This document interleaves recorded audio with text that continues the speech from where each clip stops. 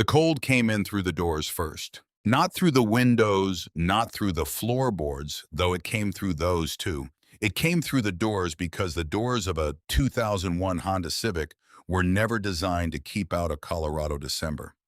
The rubber seals had dried and cracked somewhere around 2019. The weather stripping had peeled away from the passenger side frame the previous February, and so the cold, a serious, purposeful cold, the kind that had teeth and intention, slipped through every gap like it owned the space between metal and rubber, between safety and everything else. Nora Fenn sat in the driver's seat and watched her breath make small white clouds in the darkness. She had stopped running the engine an hour ago. The gauge had been creeping toward the red for 3 weeks, and she knew enough about engines, had known enough about engines for the past 9 years of her life to understand that running a car in park in a Walmart parking lot for warmth was a fast road to no car at all.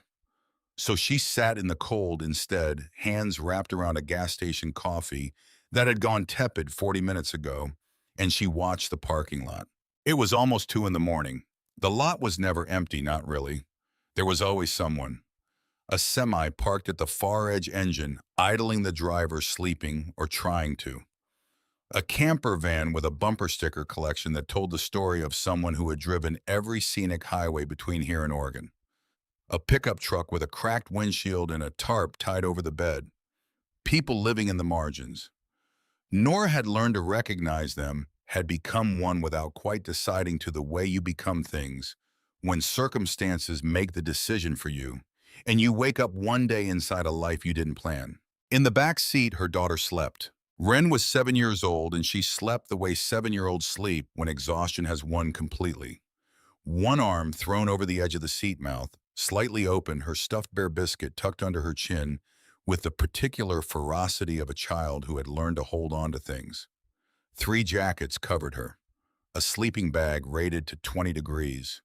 Nora's own coat on top of everything, even though that meant Nora sat in the front in a hooded sweatshirt with the hood up and her hands around cold coffee. The child's cheeks were flushed. They had been flushed for 2 days. A cough had started on Monday, the kind that was nothing yet, but had the particular sound of something building. The way a knock in an engine starts small, and then suddenly one morning you turn the key and the whole thing lets go. Nora had pressed her lips to Wren's forehead that morning and felt the heat there and had not said anything about it, had instead smiled and said they were going on an adventure today. And Wren had looked at her with those eyes, those 7-year-old eyes that were already old in ways that broke something in Nora's chest every time she looked too long and said, "Okay, Mama." Just okay. Not okay with excitement. Not okay with the energy of a child heading somewhere new. Just okay. Nora looked at her phone. The screen was cracked in one corner from when it had fallen out of her pocket in a truck stop bathroom 2 weeks ago. The battery was at 4%. She had been trying to preserve it, turning it off for hours at a time, turning it back on only to check messages. Not that there were messages worth checking, not anymore, and to search rental listings she could not afford. She had $847 in her account. She had known the exact number for 6 weeks. Before that, she had been the kind of person who rounded up when she thought about money, who had known approximately how much was in her checking account, the way most people know approximately how far it is to the grocery store. Close enough, it didn't matter down to the penny. Then it started to matter down to the penny. She had been at Davidson Auto for 9 years. She had started at 25, 2 weeks after Wren was born, back when Wren was not yet Wren, but was a concept she was still adjusting to, a weight in her arms, a sound in the night, a small face she would spend the rest of her life trying to protect. She had taken the job because it paid more than waitressing, and because she had grown up watching her father work on cars in the garage of their house in Pueblo, had spent her childhood handing him tools before she could name them, had learned to read an engine the way some kids learn to read music. She was good at it, better than good. Marcus, the shop owner, had promoted her twice in 9 years, and the second time he had told her she was the best diagnostic mechanic he had ever worked with, that she could hear things in an engine that his other guys missed entirely, that he was lucky to have her. She had believed him. She had built her life around that job the way you build around something solid, the way you pour the foundation first and then put up the walls. Then Marcus sold the shop. He didn't tell anyone he was selling. One Tuesday in October, the new owner walked in with his own crew of 4 and let everyone else go with 2 weeks of severance and a handshake. Nora's handshake had lasted approximately 2 seconds. The new owner had looked at her the way certain men in certain industries had always looked at her, not with disrespect exactly, but with the particular brand of dismissal that didn't bother to dress itself up. He had moved on to the next handshake before her arm was fully back at her side. She had applied everywhere after that. Every shop in Denver, every dealership, every quick lube place within a 30-mile radius. December was a slow season, every hiring manager told her. We're cutting back, not adding. Come back in March. References. Of course. And she had given them Marcus's number, and Marcus, to his credit, had said good things she knew because she had asked him directly, and he had looked her in the eye and listed her qualities the way you list items you are certain of. But March was not December, and December was now, and the rent did not wait for March. The eviction notice had come on a Friday, slipped under the door like it weighed nothing. She had looked at it for a long time. Then she had folded it in thirds and put it in the kitchen drawer where she kept the takeout menus and the spare batteries. And she had made Ren dinner and listened to her daughter tell a story about something that happened at school involving a boy named Tyler and a hamster named something she couldn't remember now, and she had laughed at the right moments and asked the right questions. Then, after Ren was asleep, she had gone back to the kitchen and taken the notice out of the drawer and looked at it again. She had sold the television first, then the furniture piece by piece, the couch to a woman from Craigslist who came with her teenage son in a pickup truck, the dining table to a man who said it was for his daughter's first apartment and seemed to believe this transaction was cheerful. She had sold Ren's bike, which had hurt in a way she hadn't anticipated, had stood in the parking lot of the secondhand sporting goods store, watching the clerk wheel it away, and felt something in her chest that had no clean name. She had sold her tools last. 9 years of accumulation, snap-on wrenches in sizes she had bought one at a time, a torque wrench that had been a gift from her father when she got the Davidson job, engraved on the handle with her initials NF, in letters so small you had to know they were there to find them. A diagnostic scanner she had paid for over 6 months.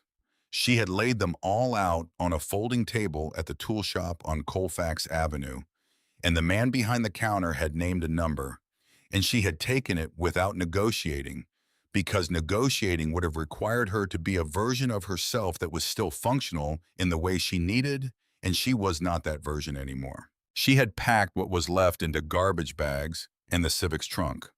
She had told Ren they were going on an extended camping trip, an adventure, a story they would tell later.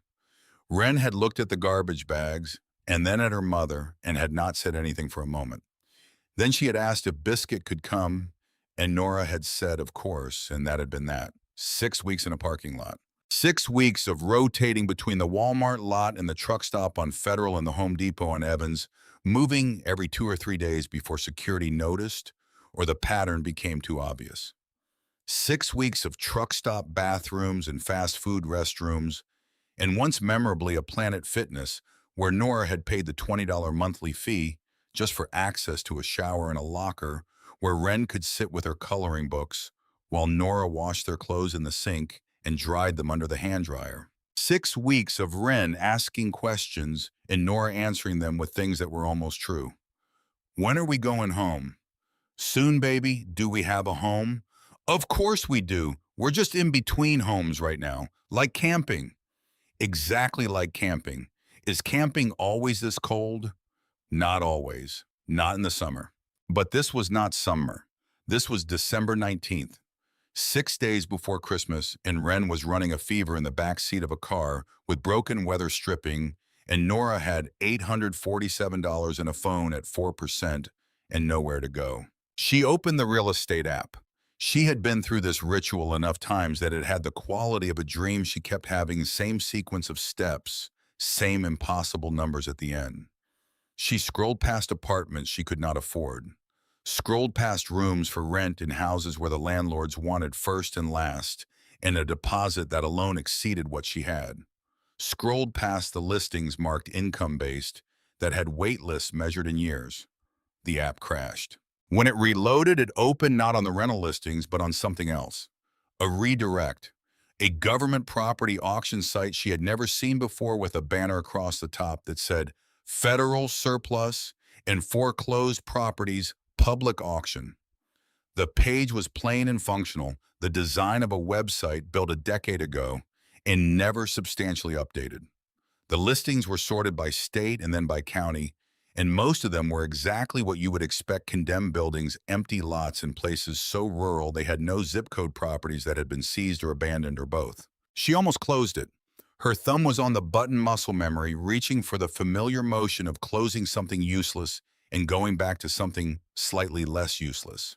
But her eye caught a listing, caught it the way the eye catches a particular thing in a crowd, not because you are looking for it, but because something in the architecture of attention fires before you know why. Decommissioned agricultural and federal infrastructure complex. 40 acres, Kiowa County, Colorado. Includes below-ground federal structure. As is where is. No warranty. No interior access guarantee. Starting bid $500. Auction closes 6:43 a.m. There was one photograph. She pressed her thumb to it, and it expanded on the cracked screen, slightly blurred at the edges where the crack crossed the image. What she saw made her breathe differently for a moment without understanding why. 5 towers. 5 enormous cylindrical towers of corrugated steel standing in a loose cluster on flat Colorado land with nothing around them but sky and the suggestion of distance.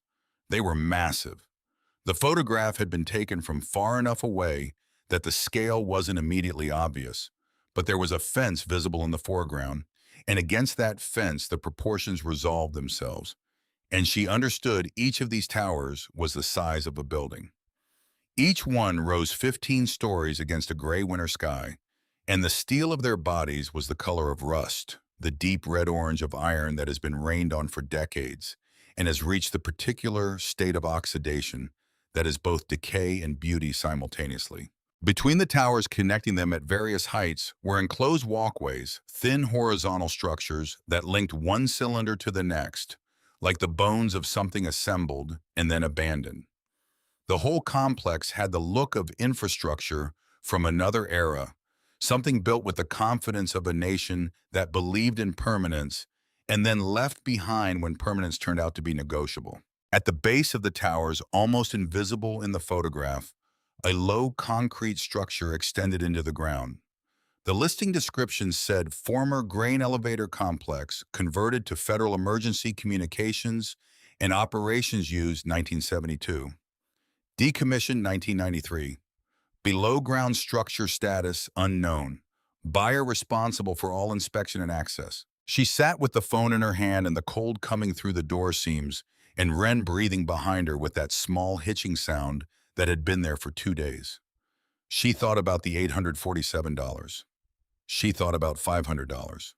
She thought about Ren's temperature and the particular trajectory of coughs in winter, and what happened when a cough became something more and you didn't have insurance, didn't have a doctor, didn't have a wall to put your back against. She thought about the photograph, those 5 towers standing in the Colorado distance, like something out of a story, rust red against gray sky.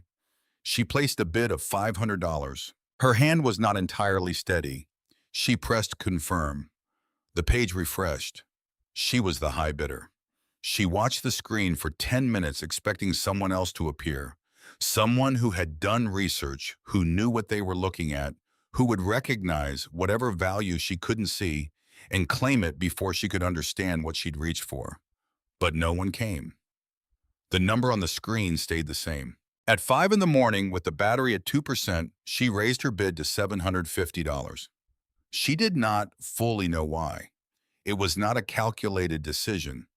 It was something more like what happens when you are at the edge of something and you take the step, not because you have reasoned your way to it, but because standing at the edge has become more frightening than the step itself.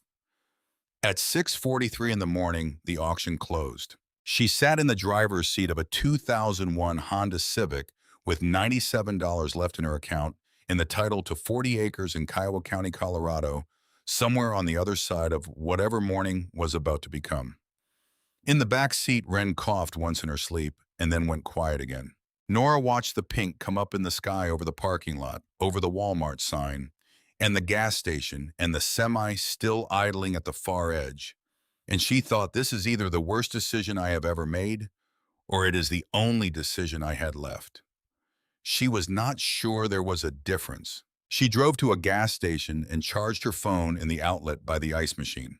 She bought crackers and peanut butter and a bottle of water with what remained of her cash. When Wren woke up in the back seat, disoriented, cheeks still flushed, she looked at her mother with those eyes and said, "Where are we going today?" And Nora said, "We're going to our new home." Wren considered this the way she considered most things seriously without performance. Then she said, "Does it have a bathtub?" And Nora said she didn't know yet, but she hoped so. And Wren tucked Biscuit more firmly under her arm and said, "Okay," and looked out the window at the morning, and they drove west and then south on roads that got smaller and less certain as they went. The town of Harlow appeared after 4 hours on the highway and an hour on county roads that narrowed steadily until they were 2 lanes and then 1, and then something that was technically a road but was also an argument. Harlow had a population of 900 people, and the particular quality of small Colorado towns that had always been exactly this size and had made peace with that fact somewhere around 1960 and had not revisited the question since. There was a grain elevator at the edge of town, a functional one, painted white, nothing like what was on that photograph, and a hardware store, and a diner, and a post office, and a tidy cluster of houses arranged around the streets like they had been set down carefully and left to settle. Nora stopped at the general store because it was the first thing she saw and because she needed to ask someone something. The woman behind the counter was past 70 with silver hair cut short and practical and eyes that had the quality of having seen most things and arrived at opinions about them. Her name tag said Betta. Nora said she was looking for the property management office for a land sale in the county. Bet looked at her not unkindly, but thoroughly the way a person looks when they are reading a situation rather than just a face. Then Bet said, "You bought the Pruitt silos." It was not quite a question. Nora said yes. Bet was quiet for a moment. Then she said, "Lord have mercy on you, honey." Not unkindly, the way you might say it about someone attempting something difficult and possibly inadvisable, but not without its own dignity. She directed Nora to Clyde Rutter's office property management, one room above the insurance broker on the Main Street door on the left. Clyde Rutter was 60 heavy-set, wearing a flannel shirt with a tear at the elbow that had been mended and then torn again and left the second time. He had the face of a man who had spent most of his life outdoors doing things that required patience, and he looked at Nora and at Wren, who was standing beside her mother holding Biscuit, and he did not say anything about them, which she appreciated. He handed her a manila envelope. Inside, a deed with her name on it, a hand-drawn survey map, and 2 keys on a ring. The keys were heavy and industrial, the kind machined to tolerances you didn't find in residential hardware, the kind built to last through things that would destroy most other locks. "Big one is for the exterior door," Clyde said. "Smaller one is for the interior." "Far as I know." He paused. "I've never been inside the lower structure. Previous owner was particular about access." "Silas Pruitt." You know the name. Nora said she didn't. Clyde nodded slowly as if this was expected. "He died in August of 2018. His estate handled the property. They listed it as undeveloped land with existing structures valued low because access couldn't be confirmed, and the above-ground stuff is just old agricultural equipment, at this point not worth much." He studied her face. "I don't know your story, Miss Fenn, and it's not my business. But it's supposed to snow tonight, and that road to the property is not maintained. If you're planning to stay out there, you should know it can be days between anyone coming through." Nora said they would be fine. She said it the way she had learned to say things that she was not entirely certain of. Not as a lie exactly, but as a commitment, a decision to make the thing true through the act of stating it. They drove south from Harlow on a road that was in the county's maintenance records, but not in any other meaningful sense. The pavement gave way to gravel, and the gravel gave way to compressed dirt frozen hard by December and edged on both sides by scrub brush and the occasional stand of cottonwood bare.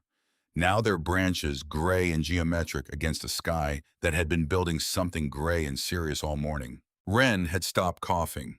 She sat in the passenger seat now, the map unfolded on her lap, the hand-drawn survey map from the envelope, and she traced her finger along the lines, the way children trace things completely with full attention. She said there's a bear-shaped rock on the map. Nora said keep your eye out for it. Wren said what if we miss it? They didn't miss it.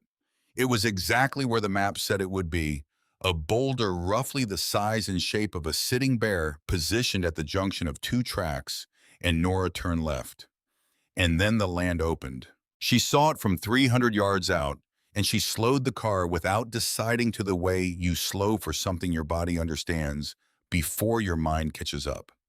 The five towers rose from the flat earth of the eastern Colorado plains like something from another scale of existence entirely. The photographs had not lied about their size, but photographs are flat and the eye in person is not. And what photographs cannot convey is the way a thing occupies space, the way something very large displaces the air around it and changes the quality of the atmosphere simply by being present. Each tower was enormous, 15 stories of corrugated steel, each cylinder perhaps 60 feet in diameter. The ribbed metal shaped by decades of pressure and weather into something that was no longer purely industrial, but had crossed into the territory of the monumental.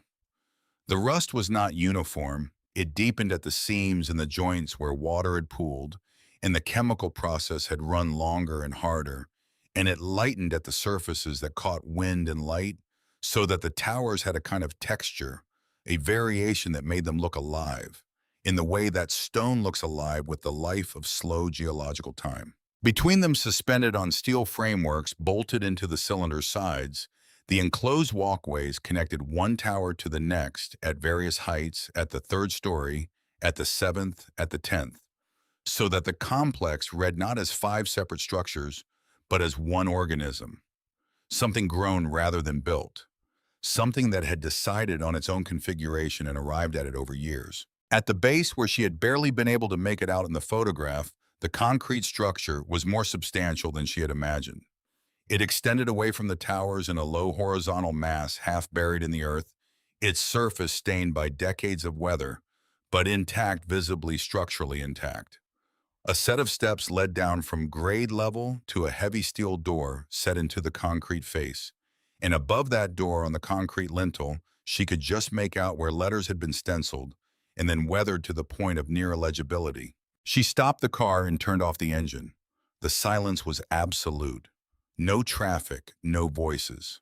Wind moved through the steel of the towers and made a sound that was not quite musical, but was not purely random, either a low resonant hum that seemed to rise from the structures themselves, from the air inside them, moving in response to the pressure outside. Wren looked up from the map. She looked at the towers for a long time without speaking. Her face had the expression it got when she was processing something too large for immediate language, and Nora watched her and waited. Then Wren said, "Mama, is it going to be scary?" Nora reached over and took her daughter's hand. Wren's fingers were cold. They were always cold in winter, had been since she was a baby. Her hands and her feet, the first things to lose warmth. Nora said, "No, baby. It's going to be ours." She could not have said whether that was true. She could not have said whether the structure before her was sound or collapsed inside, flooded or dry safe or something else entirely. She had bought it in the dark from a website she'd never visited before with money she could not afford to lose. And she was sitting in a car with a 7-year-old running a low fever in the middle of Colorado, with winter coming in serious and intentional from the north. But she said it anyway. She said it because there was no other direction to go. The steps down to the exterior door were concrete, edged with ice where meltwater had frozen, and she took them carefully with Wren behind her, one hand on the wall, the other holding Biscuit with the authority of a child who had decided this stuffed bear was essential equipment for whatever was happening. The steel door was heavy and wide with hinges, the diameter of Nora's forearm, and a locking mechanism that had the look of something built to withstand pressures beyond the ordinary. Rust had worked its way into the surface decoration, but not into the structural elements she could see that at a glance could see the difference between cosmetic oxidation and the deeper corrosion that compromised metal. And what she saw was a door that had been built to last and had been doing exactly that. She took out the larger key. It went into the lock but didn't turn. She felt the resistance, felt the mechanism inside not corroded, but the tolerances had shifted. Metal expanded and contracted through 30 winters. The lock body drifted microscopically from the position it had been installed in. She took the key out. She examined the lock face, found where the wear patterns were, understood what she was looking at. She adjusted her angle 3 degrees to the left and slightly upward. She inserted the key again and turned. The sound it made was enormous in the cold air of the concrete stairwell. A deep mechanical engagement tumblers finding their positions after years of stillness, the precise language of a lock doing the thing it was designed to do. Then a secondary sound pressure equalizing. A breath of air from inside, cool and still carrying the smell of concrete and metal and time. The door swung inward on hinges that moved smoothly despite everything, and darkness waited on the other side. Nora turned on her phone's flashlight. The beam cut through the dark and showed her a space that was larger than she had expected.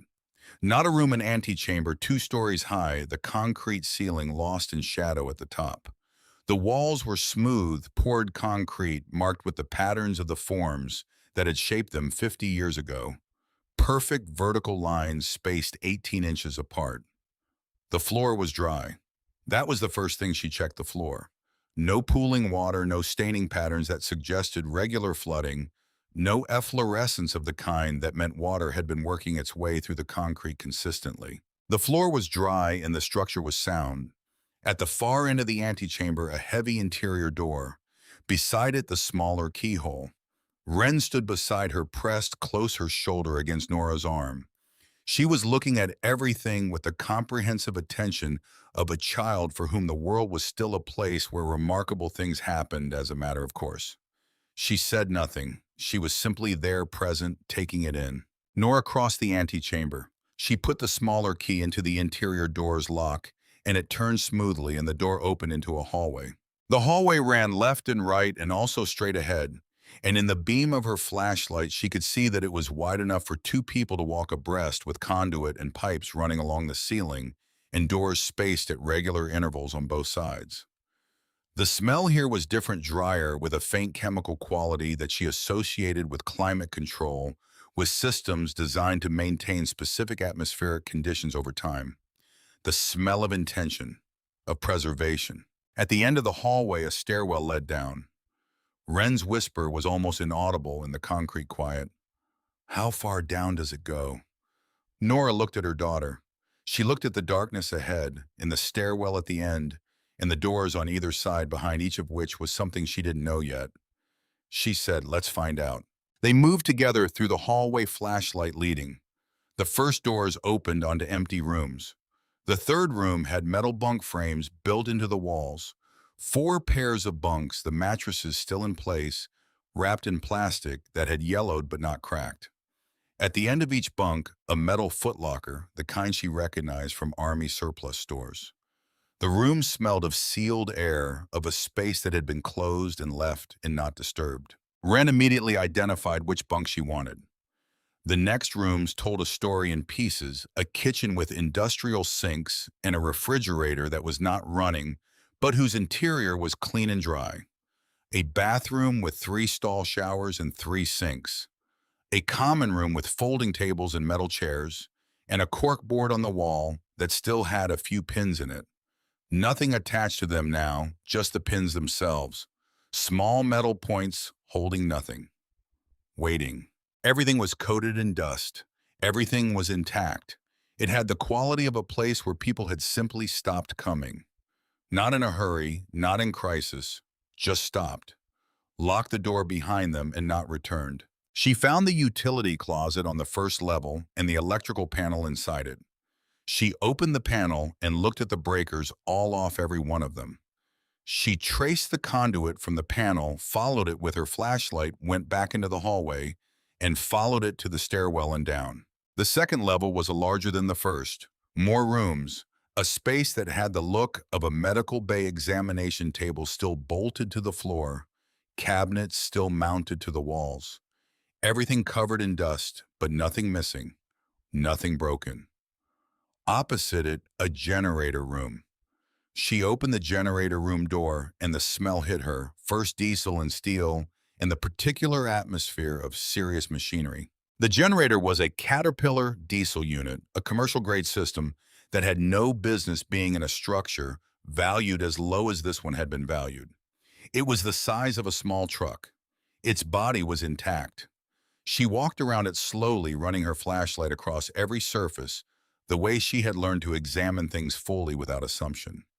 She checked the oil, golden, not black. She checked the belts and hoses, aged but not cracked, not split, not showing the brittleness that meant imminent failure. The air filter had been recently replaced, or recently enough within the last several years, she guessed. Someone had been maintaining this, not recently, but someone had been here, had been doing the work of keeping this machine operational, and then had stopped. She found the fuel gauge, 3/4 full. She stood in front of the start panel for a moment. Then she pressed the button. The generator coughed, a deep mechanical cough, the cough of something large waking from a long sleep. Then it coughed again. Then it caught, and the sound that came out of it was a roar that traveled through the concrete walls and the floor, and up through the soles of her feet and into her chest, a sound that meant power, that meant systems, that meant the building around her was alive again, in the way that buildings with electricity are alive, in the way that they are fundamentally different things with it than without it. Lights came on in the hallway outside the generator room, then the next hallway. Then from somewhere above her, she heard the electrical panels engaging, breaker by breaker, the building's nervous system waking up in sequence.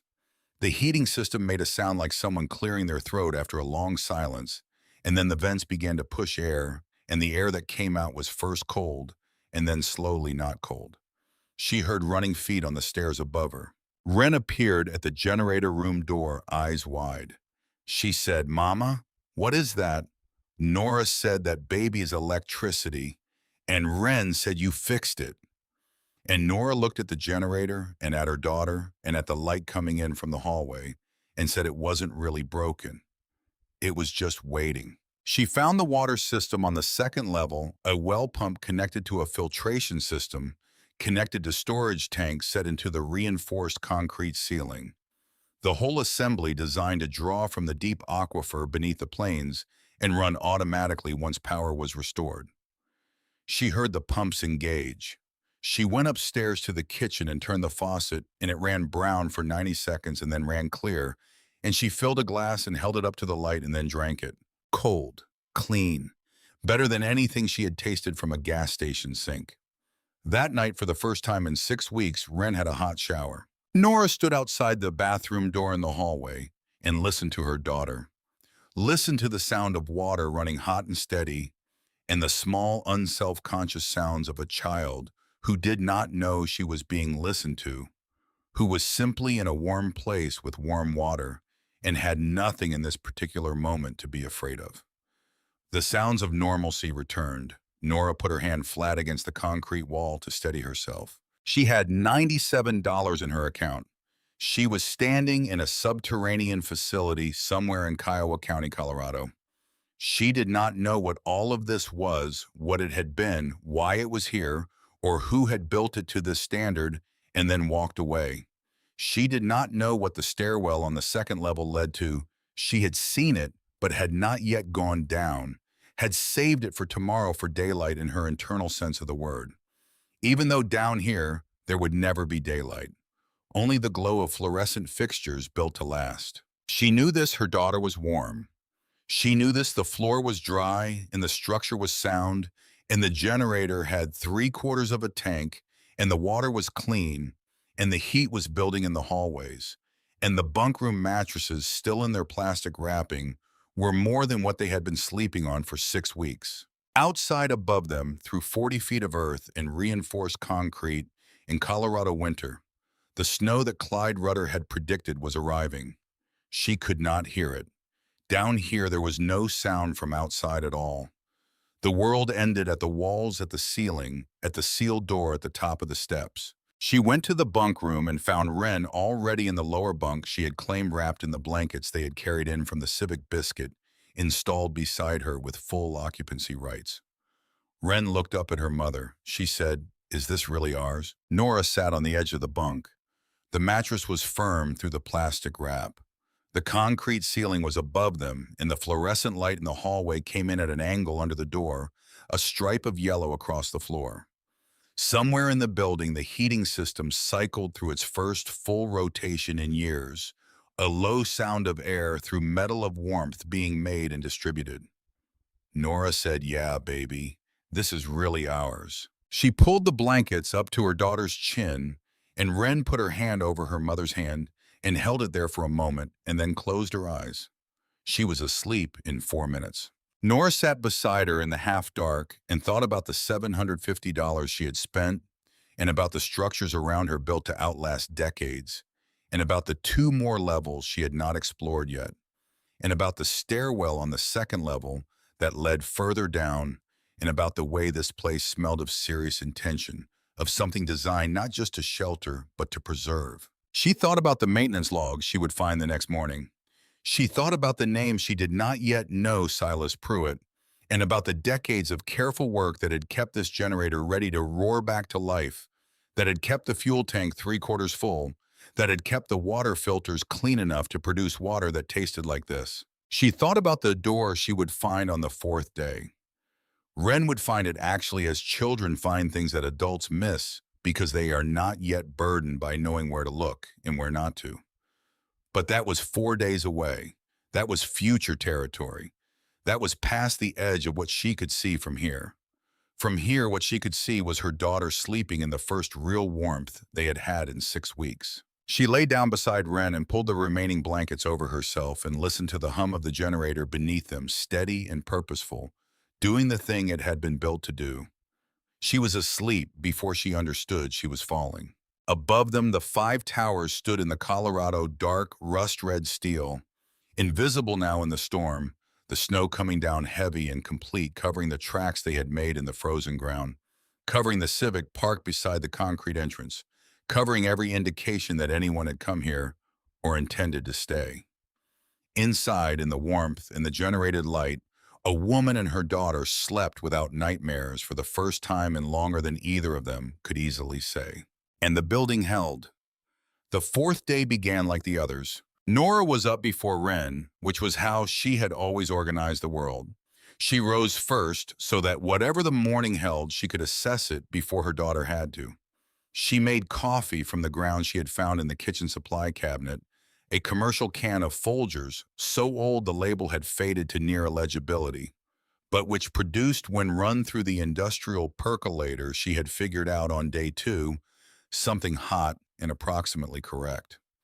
She stood in the kitchen with the mug and listened to the facility breathe around her. That was how she had come to think of it by the 4th day. The facility breathed. The heating system cycled in a rhythm she had learned, a low draw of air, followed by a longer exhale of warmth through the vents. And beneath that, the steady undertone of the generator, 2 levels down, and beneath that, something she could not identify as mechanical, but which was simply the presence of the earth itself surrounding them on 3 sides and above the weight of 40 feet of Colorado ground, pressing gently and permanently down. She had spent 3 days making the place livable. The kitchen first wiped down every surface with bleach from the supply closet, tested every burner on the industrial range, found that 4 of the 6 worked without issue, and the remaining 2 needed the gas line junction cleared of a mineral deposit that had formed over years of disuse, which she cleared in 20 minutes with a wire brush and patience. The refrigerator came online when she located the separate breaker for the kitchen circuit and engaged it. It was empty and clean inside. Whoever had decommissioned this place had done it thoroughly, had left the surfaces ready for use. She had inventoried the supply cabinets. Canned goods, most of them expired by the dates printed on the lids, but sealed, and almost certainly still viable canned goods, were conservative about their timelines. And she had eaten enough of them in the weeks before this to have developed a working philosophy about expiration dates and real edibility. Rice in sealed buckets, pasta in vacuum bags, coffee as noted, cleaning supplies in a separate cabinet organized by type labeled in a handwriting she was beginning to recognize from other places in the facility, neat, precise, slightly compressed in its letter forms, the writing of someone who had thought about legibility as a practical matter. Someone had been here, regularly, for a long time. This thought had been accumulating at the edges of her attention since the first morning when she had noticed that the oil in the generator was not just present, but golden, not degraded, not black with the carbon buildup of an engine that had been run hard and never serviced, but clean in the way that clean meant recent attention. You did not get golden oil in a machine that had been sitting unserviced since 1993. You got that oil from someone who had changed it, from someone who had been coming here and doing the work. She had started looking for evidence of this person the way she had learned to read engines, not by expecting to find a specific thing, but by staying open to the vocabulary of the space, the way it spoke about what had happened in it and who had been present. What she found was a language of meticulous care. The filters in the water system had been replaced within the last 5 years based on their condition. The generator's belts showed wear consistent with regular operation, not with sitting idle. Someone had been running it, periodically exercising it, the way you exercise machinery that needs to stay ready. The electrical contacts in the main panel were clean, no oxidation on the terminals, the kind of maintenance that required someone to take the panel face off and go contact by contact with a proper cleaner on a scheduled basis. The facility had been maintained, carefully, consistently, and by someone who understood what they were maintaining and why. And then at some point that person had stopped coming. The dust told her when. Dust accumulates at predictable rates in sealed environments. She had learned this not from any formal source, but from the logic of enclosed spaces, from years of opening vehicles that had been sitting in garages and reading their interiors, the way you read any surface that has been collecting evidence over time. The dust here was consistent with 4 to 5 years of accumulation, so the maintenance had stopped 4 or 5 years ago, which placed it roughly at 2018 or 2019. She had been thinking about this on the morning of the 4th day when Ren's voice came from somewhere below her, echoing up through the stairwell with the particular acoustic quality of underground concrete, clear, undistorted, every syllable present. "Mama, come quick." The voice was not frightened. She had learned in 7 years to read the registers of her daughter's voice the way she read engines, by the quality of the sound, rather than just the content of the words. This was not fear. This was the voice Ren used when she had found something, when the world had delivered something to her attention that she judged significant and wanted to share. Nora set down her coffee and went. She took the stairs to the 2nd level and then the 2nd stairwell to the 3rd, which she had been on briefly, but had not fully explored her attention, having been consumed by the work of making the upper levels functional. The 3rd level was colder than the others. The heating system reached it, but just barely, as though warmth had to travel further to get there, and arrived diminished. The hallway was narrower, the ceiling lower. The quality of the space was different in a way she noticed but couldn't immediately name. She found Ren at the end of the hallway. Her daughter was standing in front of a door. It was not like the other doors. Every other door in this facility was a standard institutional door, steel-faced solid core, built to last, but not built to any specification beyond that. This door was something else. It was thicker by a factor that was immediately visible. The frame protruded from the wall by 4 inches rather than 1, and the door itself had the look of something with mass, real mass, the kind you associated with bank vaults or submarine hatches or the blast doors in military installations. The hinges were the size of her hand. The frame was welded to embedded steel channels set into the reinforced concrete. At shoulder height, mounted into the door face, a digital keypad. Its screen glowed a dull red in the dim hallway light. On the screen, a single word, locked.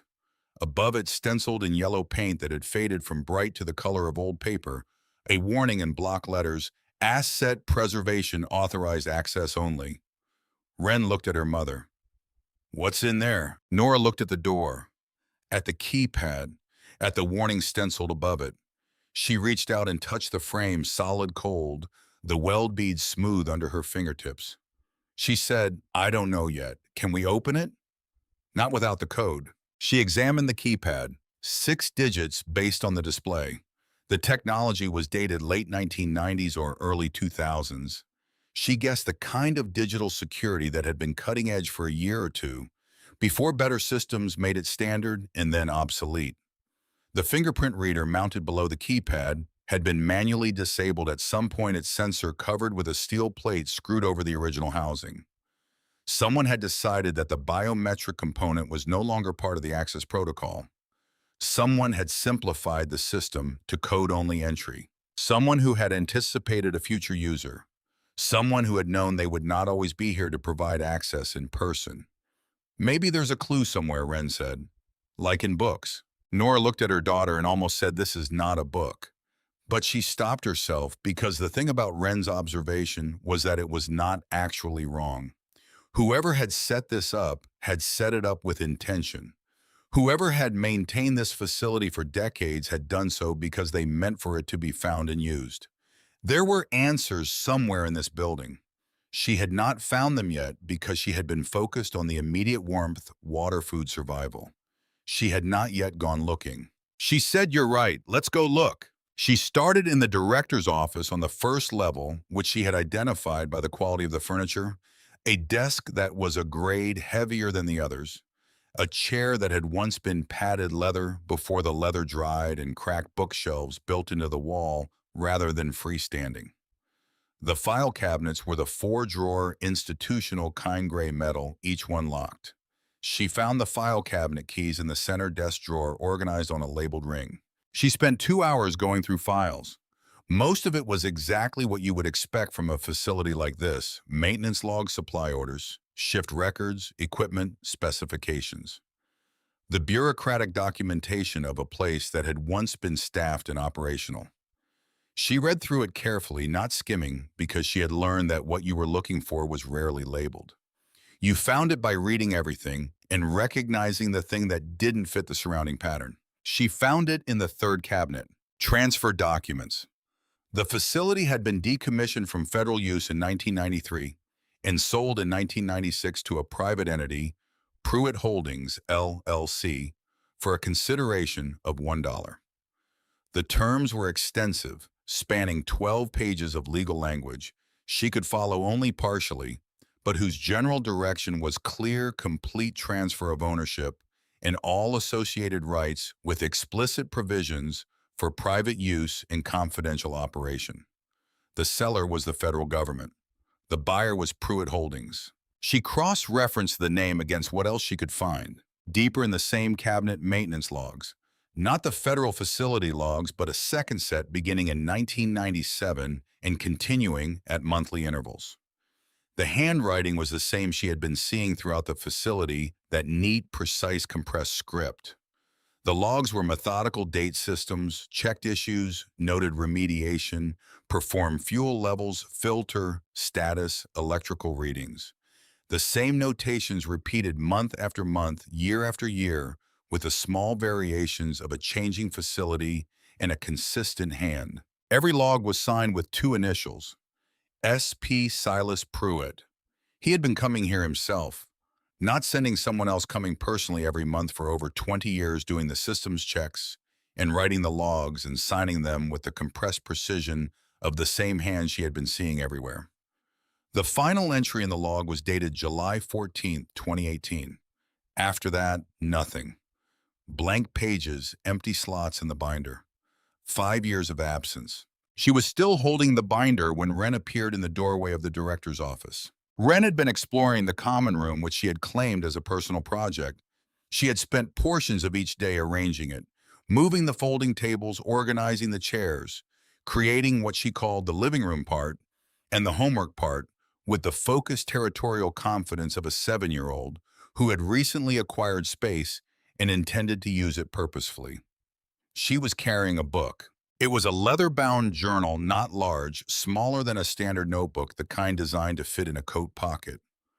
The leather was dark and worn at the corners, the cover surface cracked in a pattern that spoke of years of handling, of being picked up and set down thousands of times.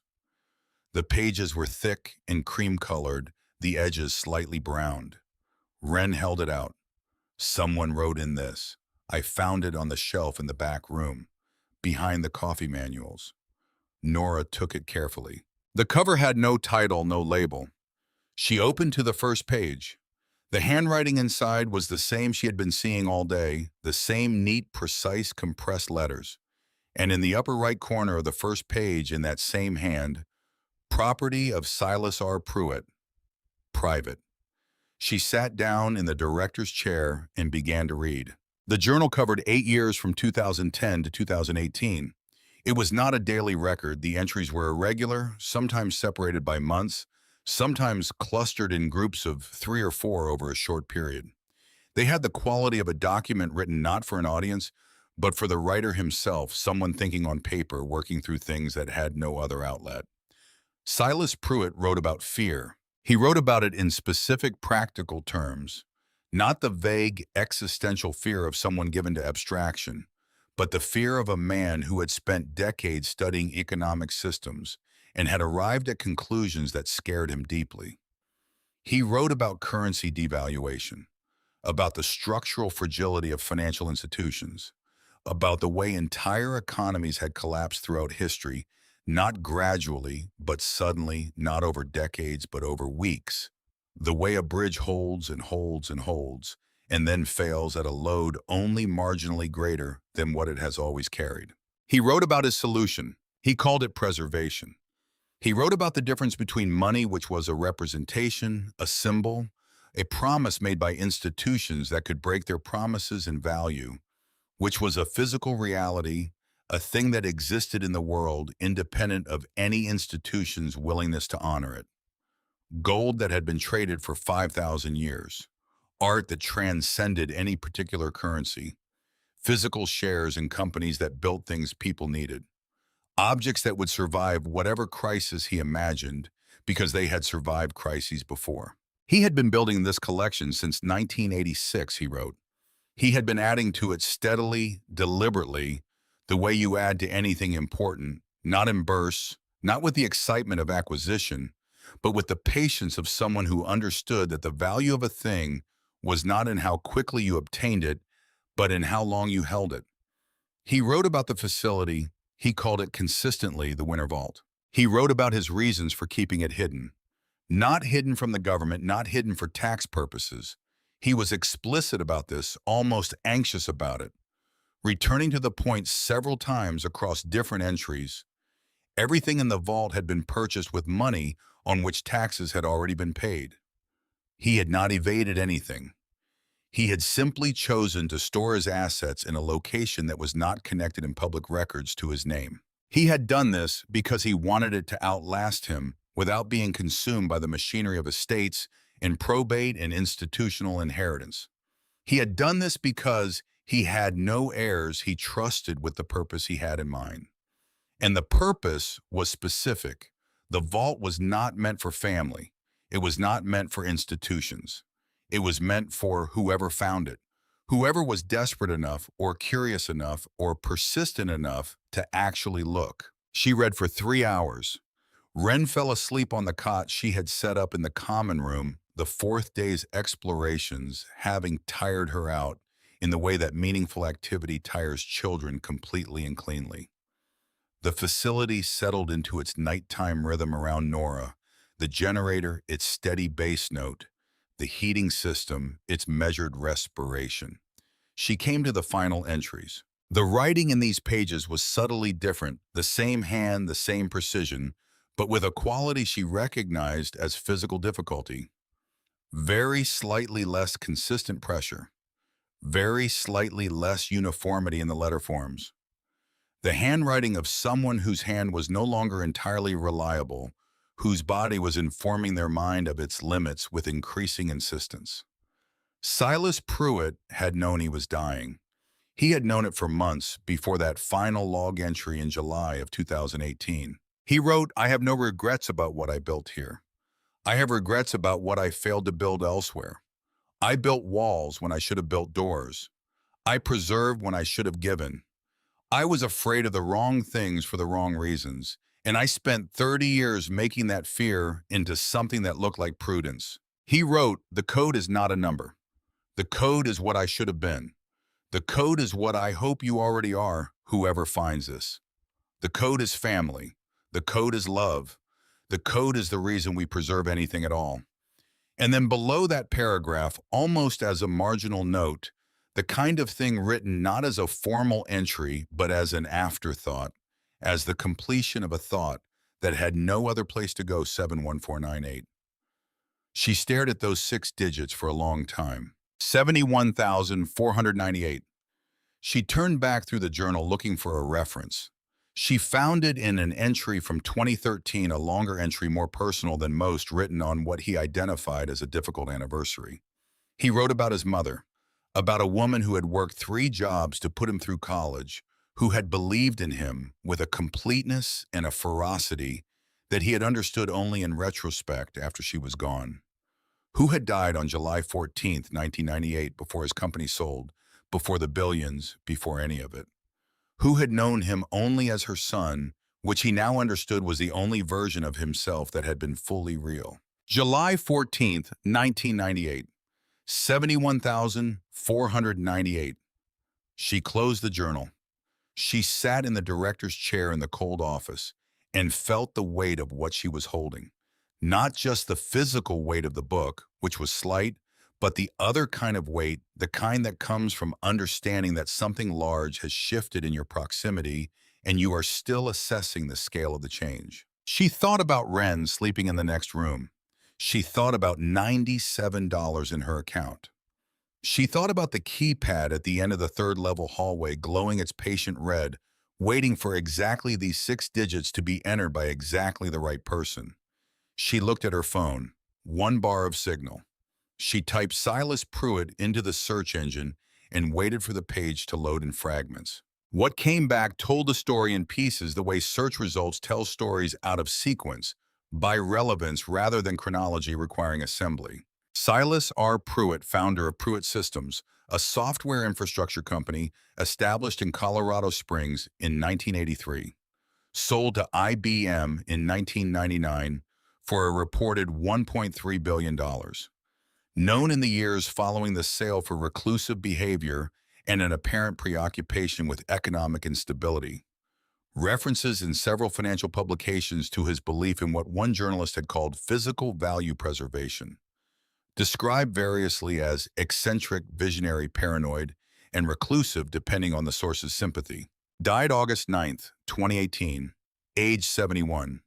No surviving spouse, no children. August 9th, 2018, 26 days after his final maintenance log entry. 26 days after the last time he had come to this facility and checked the systems and written his initials in the binder that she had been holding that afternoon. She set down the phone. She looked at the journal in her other hand. Then she stood up and walked out of the director's office and down the hallway into the stairwell and down 1 level and then another down into the cold of the 3rd level, down the narrower hallway to where the door waited at its end. The keypad glowed red. She stood in front of it for a moment, not hesitating something else, acknowledging, taking the moment seriously the way you take a threshold seriously when you understand that what is on the other side of it will make the world a different shape. She entered the first digit. 0. A soft beep. The display accepted it. 7. Beep. 1. Beep. 4. Beep. 9. Beep. 8. A silence, a fraction of a second that felt longer than it was. And then not a beep, but a tone longer, lower, different in register from the others. The display changed. The red became green. From inside the door came a sequence of sounds, mechanical, precise. The sound of serious locks doing what they were designed to do, bolts retracting in sequence from top to bottom, the engineering of safety and secrecy, running its protocol in reverse. The display read open. She put her hand on the handle. It turned without resistance. The mechanism, perfectly maintained, perfectly balanced, the door's weight distributed across its hinges so that despite the obvious mass of it, it swung inward with a pressure only slightly above what you would apply to an ordinary door. Darkness beyond. Then the motion sensors registered her presence, and the lights began to engage, not all at once, but in sequence, fluorescent tubes firing from the entrance back into the space, illuminating it section by section, revealing what it contained in a progression that felt designed, that felt like something being shown rather than simply lit. Nora Fenn stood in the doorway of the Winter Vault and understood, in the way you understand things that exceed your ordinary frameworks, that the world she was standing in was not the world she had been standing in 20 seconds ago. The vault was enormous. The space had been excavated deep into the earth and reinforced with structural steel and concrete that went far beyond what any agricultural or communications facility would have required. Engineered not for industrial purpose, but for permanence, for the preservation of things across decades of temperature and humidity control. The ceiling rose 10 meters above the floor. The room extended 30 meters back from the door. Climate systems hummed at a frequency just below conscious hearing, maintaining the specific atmospheric conditions that precious things require to survive time intact. And it was full, not cluttered, not packed randomly, full in the way that a museum is full organized, deliberate, every object in a considered relationship to every other object. The whole arrangement speaking of a single intelligence working over decades with the same intention. Glass cases lined both walls, each one sealed, each one displaying its contents against velvet backing with small illuminated labels at the base. She moved to the nearest one. Coins, but not ordinary coins. Gold eagles and silver dollars, in pieces she didn't recognize, each one in its own protective capsule, each one labeled with a date and a grade and a figure that her mind processed and then required her to reread. One coin, $45,000. Estimated. And there were hundreds in this case alone. The next cases held paper currency, not the currency of current commerce, but the currency of history. Certificates from the early 1900s engraved with the complexity of documents meant to be difficult to counterfeit. Notes from governments that no longer existed. Each bill a piece of evidence about a world that had transformed into something else. Beyond the currency cases, the art. Paintings mounted in sealed climate-controlled frames, each one accompanied by documentation in plastic sleeves, provenance authentication purchase records. She looked at the labels. She looked at the figures on the labels. She sat down on the bench positioned in the center of the vault, a leather bench cracked with age, but functional. Obviously placed here intentionally for exactly this moment. For the moment when someone needed to sit down in the middle of what they were seeing, and she looked at the room around her and breathed carefully. At the back of the vault, the walls were lined floor to ceiling with individual safety deposit boxes, each one the size of a shoebox, each one numbered and dated. They began in the lower left with 1986-001 and proceeded chronologically up and across the wall, ending somewhere in the upper right with a number she couldn't read from the bench. She sat for a long time. Then she stood and found the master ledger on the central desk, a thick book with marbled end papers and pages that felt like they had been made to last.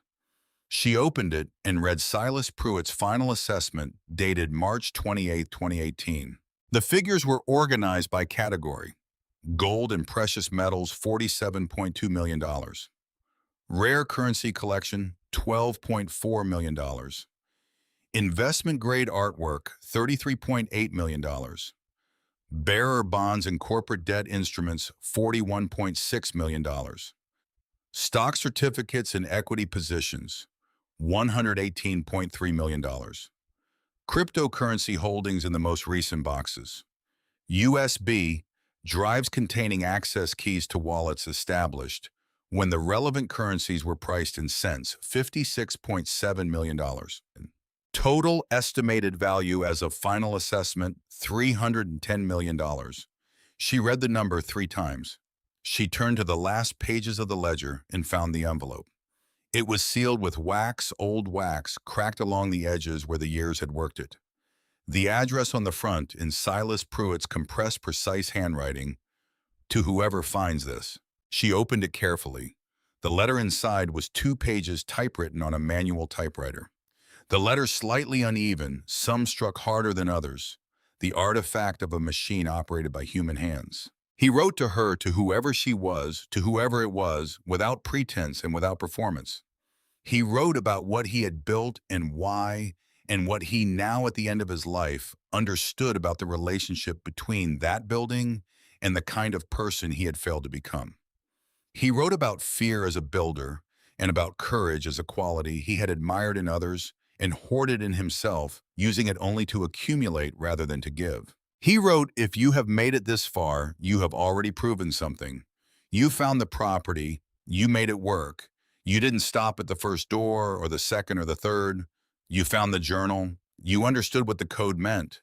Those things tell me something important about you, and what they tell me is that you are exactly the kind of person who should have this, because you understand that nothing worth having comes without the cost of not giving up." He wrote, "The assets in this vault are legally yours. The property purchase transfers them. I structured it deliberately.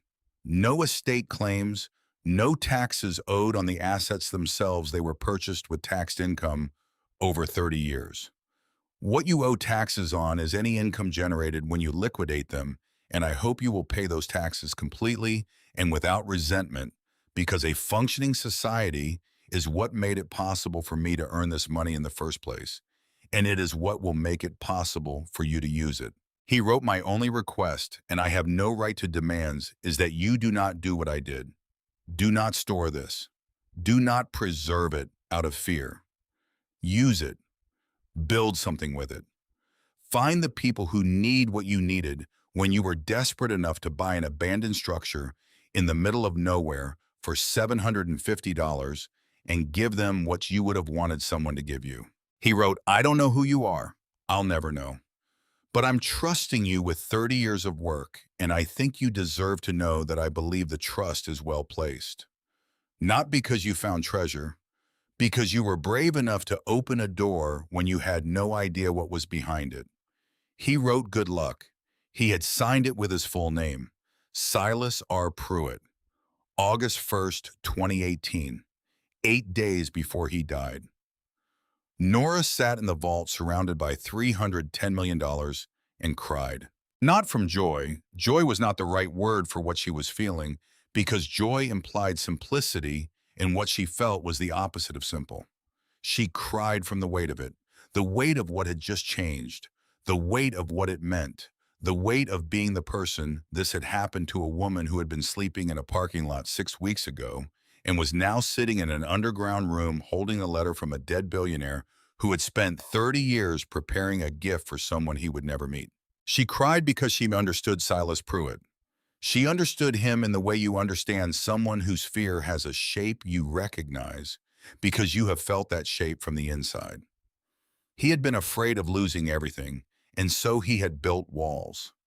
She had been afraid of losing Ren, and so she had driven through the night toward a photograph of 5 towers and placed a bid with money she could not afford to lose.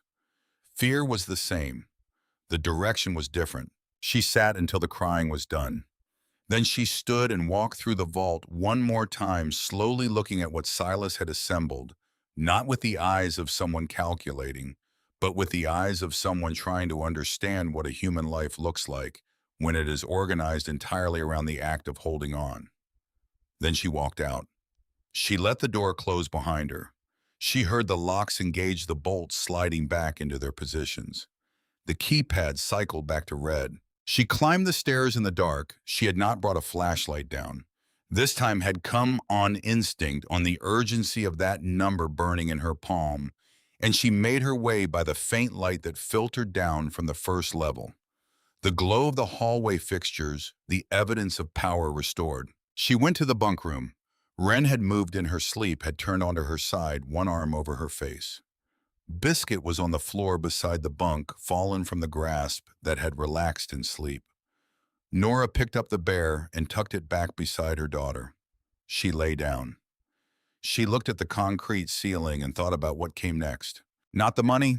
The money was a fact now, a large and complex fact that would require careful and transparent handling, that would require a lawyer, that would require the IRS and proper documentation, and every step taken in full light without shadow.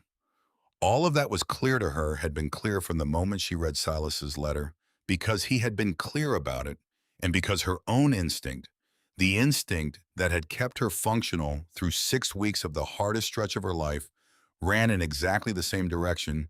You do not solve hard problems by hiding from them. You face them straight on and you do the work. Not the money. She was thinking about Silas Pruitt, about a man who had built something extraordinary in the dark and had been alone with it for 30 years and had died without anyone to show it to. About how he had written a letter to a stranger and trusted that stranger with everything because he had run out of other options, and because in his final months he had understood something about what he had done wrong and wanted someone else to do it right. About what it cost a person in the end to have spent their life accumulating rather than giving. She was 34 years old. She had $97 in her checking account and $310 million in a locked room in the floor below her. She had a daughter sleeping 3 feet away who had asked if their new home was really theirs and had accepted the answer with the faith that children extend to their parents when they have no other choice. She was going to do this right. Every step in the light, every dollar accounted for. Every decision made with Silas's letter in mind, not the part about the money, but the part about the doors. About building doors instead of walls. About being braver than the fear that had shaped him. She closed her eyes. She was asleep before she had finished deciding.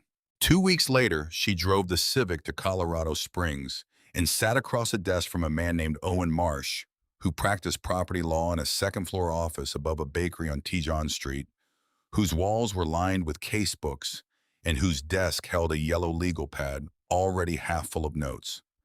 She had brought everything, the deed, the auction records, her phone with the photographs of the vault and its contents, Silas's journal, his letter, the master ledger. Owen read without speaking for 25 minutes. His eyebrows rose when he reached the vault photographs. He read Silas's letter twice. When he took his reading glasses off and set them on the desk, his expression was the expression of a man who was working very hard to maintain his professional composure in the presence of something that exceeded his ordinary professional experience.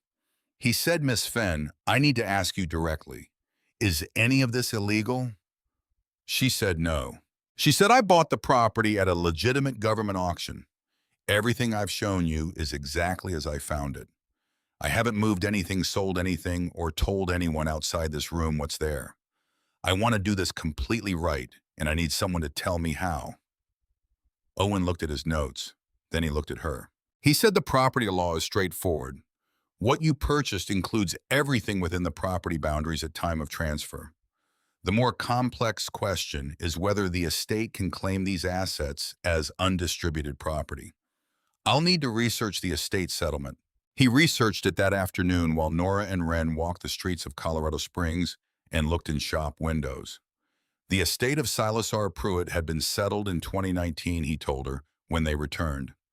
The property in Kiowa County had been listed as undeveloped land with existing agricultural structures valued at approximately $4,000 and sold at auction as part of surplus estate assets. The Vault Pruitt Holdings, LLC, the shell corporation, had not appeared in estate filings. Owen said Silas deliberately structured this to stay out of probate. His intent is documented explicitly in his own hand. That's a strong legal position. He said, but we need to do this correctly. IRS notification, transparent documentation of everything, capital gains reporting at the time of any liquidation. No shortcuts, no creative accounting. Nora said I wasn't planning on any. Owen looked at her for a moment and then said, "Good. Then let's start." She drove back to Harlow as the winter afternoon was losing its light. Wren asleep in the passenger seat with the survey map still in her lap, Biscuit wedged against the window. The county roads narrowed as she went, and the town disappeared behind her, and the land opened up, and at the end of the track, the five towers appeared against the fading sky, rust red on gray blue, the metal of their bodies catching the last of the light and holding it. She parked beside the concrete entrance and sat for a moment. Then she heard a sound she had not heard before at this property, another engine. She looked in the rearview mirror. A Range Rover was coming down the track behind her. Black current year, the kind of clean that took effort to maintain on a county road. It stopped behind her Civic, and the engine went off and a man got out. He was perhaps 45. Dark hair gone gray at the temples, the kind of gray that happened early and looked on some men distinguished. He wore a charcoal suit that cost more than her monthly rent had cost before the rent stopped being her problem. His shoes were Italian leather and they were coated at the sole and the heel with the mud of a county road that did not care about Italian leather. His eyes were the thing she noticed last and remembered first. They were the eyes of a man who looked at things and calculated their value before he had consciously formed the thought. He said, "Miss Fenn, we need to talk." She said, "Who are you?" He said, "Garrett Pruitt. Silas was my uncle." And he extended his hand with the practiced ease of someone for whom extending his hand in this particular way, the way that assumed acceptance, had always produced the desired result. She did not take it immediately. She looked at him across the hood of her Civic in the fading Colorado afternoon, and she thought of Silas's letter and of Owen Marsh's careful voice explaining what a strong legal position looked like, and of Wren asleep in the passenger seat with her hand curled around Biscuit's ear. Then she shook his hand, brief, professional, and she said, "You can come in." She said it because refusing would look like hiding. She had nothing to hide. She had Silas's letter and Owen Marsh's number and the knowledge that every step she had taken had been in the light. She led Garrett Pruitt down the steps and into the facility, into the common room, where she turned on the overhead lights and did not offer coffee and sat across the table from him with her hands flat on the surface and waited. He was direct, she gave him that. He did not dress it up. He said, "I know what's here. I know what it's worth. I've done my research, Miss Fenn." She said he said my uncle's lawyer. Some documents that became available after the estate was settled. He paused. "I'm not disputing your property purchase. The land is yours. But the contents of the vault, those are estate assets that should have gone through probate, as the only surviving blood relative I have standing to contest." He slid a document across the table. She looked at it without touching it. He said, "I'm prepared to be reasonable. 80 to me, 20 to you. That's still over $60 million, Miss Fenn. More than enough for a comfortable life. And you avoid litigation with an uncertain outcome." She looked at the document. Then she looked at him. She said, "I need to speak to my lawyer." Garrett Pruitt smiled. It was a smile that had practice behind it, the kind developed over years of negotiations where the smile meant something other than warmth. He said, "Of course, but courts tend to favor blood relatives over." He paused, selecting the word "fortunate strangers." "I'd advise moving quickly." He left his card on the table and walked out. She sat in the empty common room after she heard his Range Rover leave, after the sound of the engine faded back up the track and out into the Colorado evening. She sat and she put her hand on Silas's letter, which she had brought with her in the folder, which had not left her possession since she had carried it up from the vault. She thought about what blood meant and what intent meant and what 30 years of careful, deliberate, documented purpose added up to when a man in a tailored suit decided it was inconvenient. She picked up her phone and called Owen Marsh. He answered on the second ring. She told him what had just happened. He listened without interrupting. When she finished, there was a brief silence. Then he said, "Don't respond to anything without me. Don't let him back into the property. And Nora, I need you to hear this clearly. The legal position here is extremely strong. What Silas built, what he documented, what he wrote, that's not ambiguous. We go to court and we win." He said, but I need to research one more thing. Give me 48 hours. She said, okay. She sat in the common room after she hung up in the hum of the generator, in the warmth of the heating system, and the silence of 40 feet of earth above her. She looked at the corkboard on the wall with its empty pins. Through the ceiling, through the reinforced concrete and engineered earth, the Colorado winter was doing what winters do, working its way into everything, finding every gap, testing every seal. Down here, nothing moved. The temperature held, the lights held, the generator held. She had built something real in the past 2 weeks. Not the vault that was Silas's work, Silas's 30 years, but the life in it, the warmth in the rooms, the kitchen smelling of coffee, Wren's drawings taped to the common room wall, the particular quality of a place that had stopped being empty and started being inhabited. She was not going to let a man in clean shoes take it. 48 hours. Owen would call her in 48 hours. She went to find her daughter. Owen Marsh called in 36 hours, not 48. Nora was in the generator room doing her weekly systems check, oil level, belt tension, fuel gauge reading, when her phone rang and she stood up from her crouch beside the machine and answered it with her hands still smelling of diesel. He said, I found something. She waited. He said Silas had a lawyer, David Melbourne, Colorado Springs, retired now but still reachable. I called him this morning. He remembered the Pruitt estate. He remembered it specifically because of something Silas had asked him to do in 2016, something Melbourne filed with the Colorado Bar Association and kept in his records. Another pause. Owen said Silas knew about Garrett. He knew Garrett's mother had reached out. Apparently, she contacted Silas in 2015 after years of no communication. Melbourne said Silas was very clear about what he wanted on record. He dictated the language himself and had Melbourne notarize it the same day. Nora said, what did it say? Owen read it to her from his notes, reading the key language carefully. The way lawyers read things, they want you to remember exactly. Silas had written that his half-nephew Garrett Pruitt and his mother and all descendants of that line were explicitly excluded from any claim against any asset or property associated with Pruitt Holdings LLC or any subsidiary thereof. He had written that the exclusion was deliberate and permanent. He had written that Pruitt Holdings and all associated properties were not subject to estate distribution and would transfer according to the mechanism he had designed for that purpose. He had written that any attempt by the named individuals to contest this arrangement should be met with this document. He had signed it, had it notarized, and had filed it with the Bar Association as a matter of public record.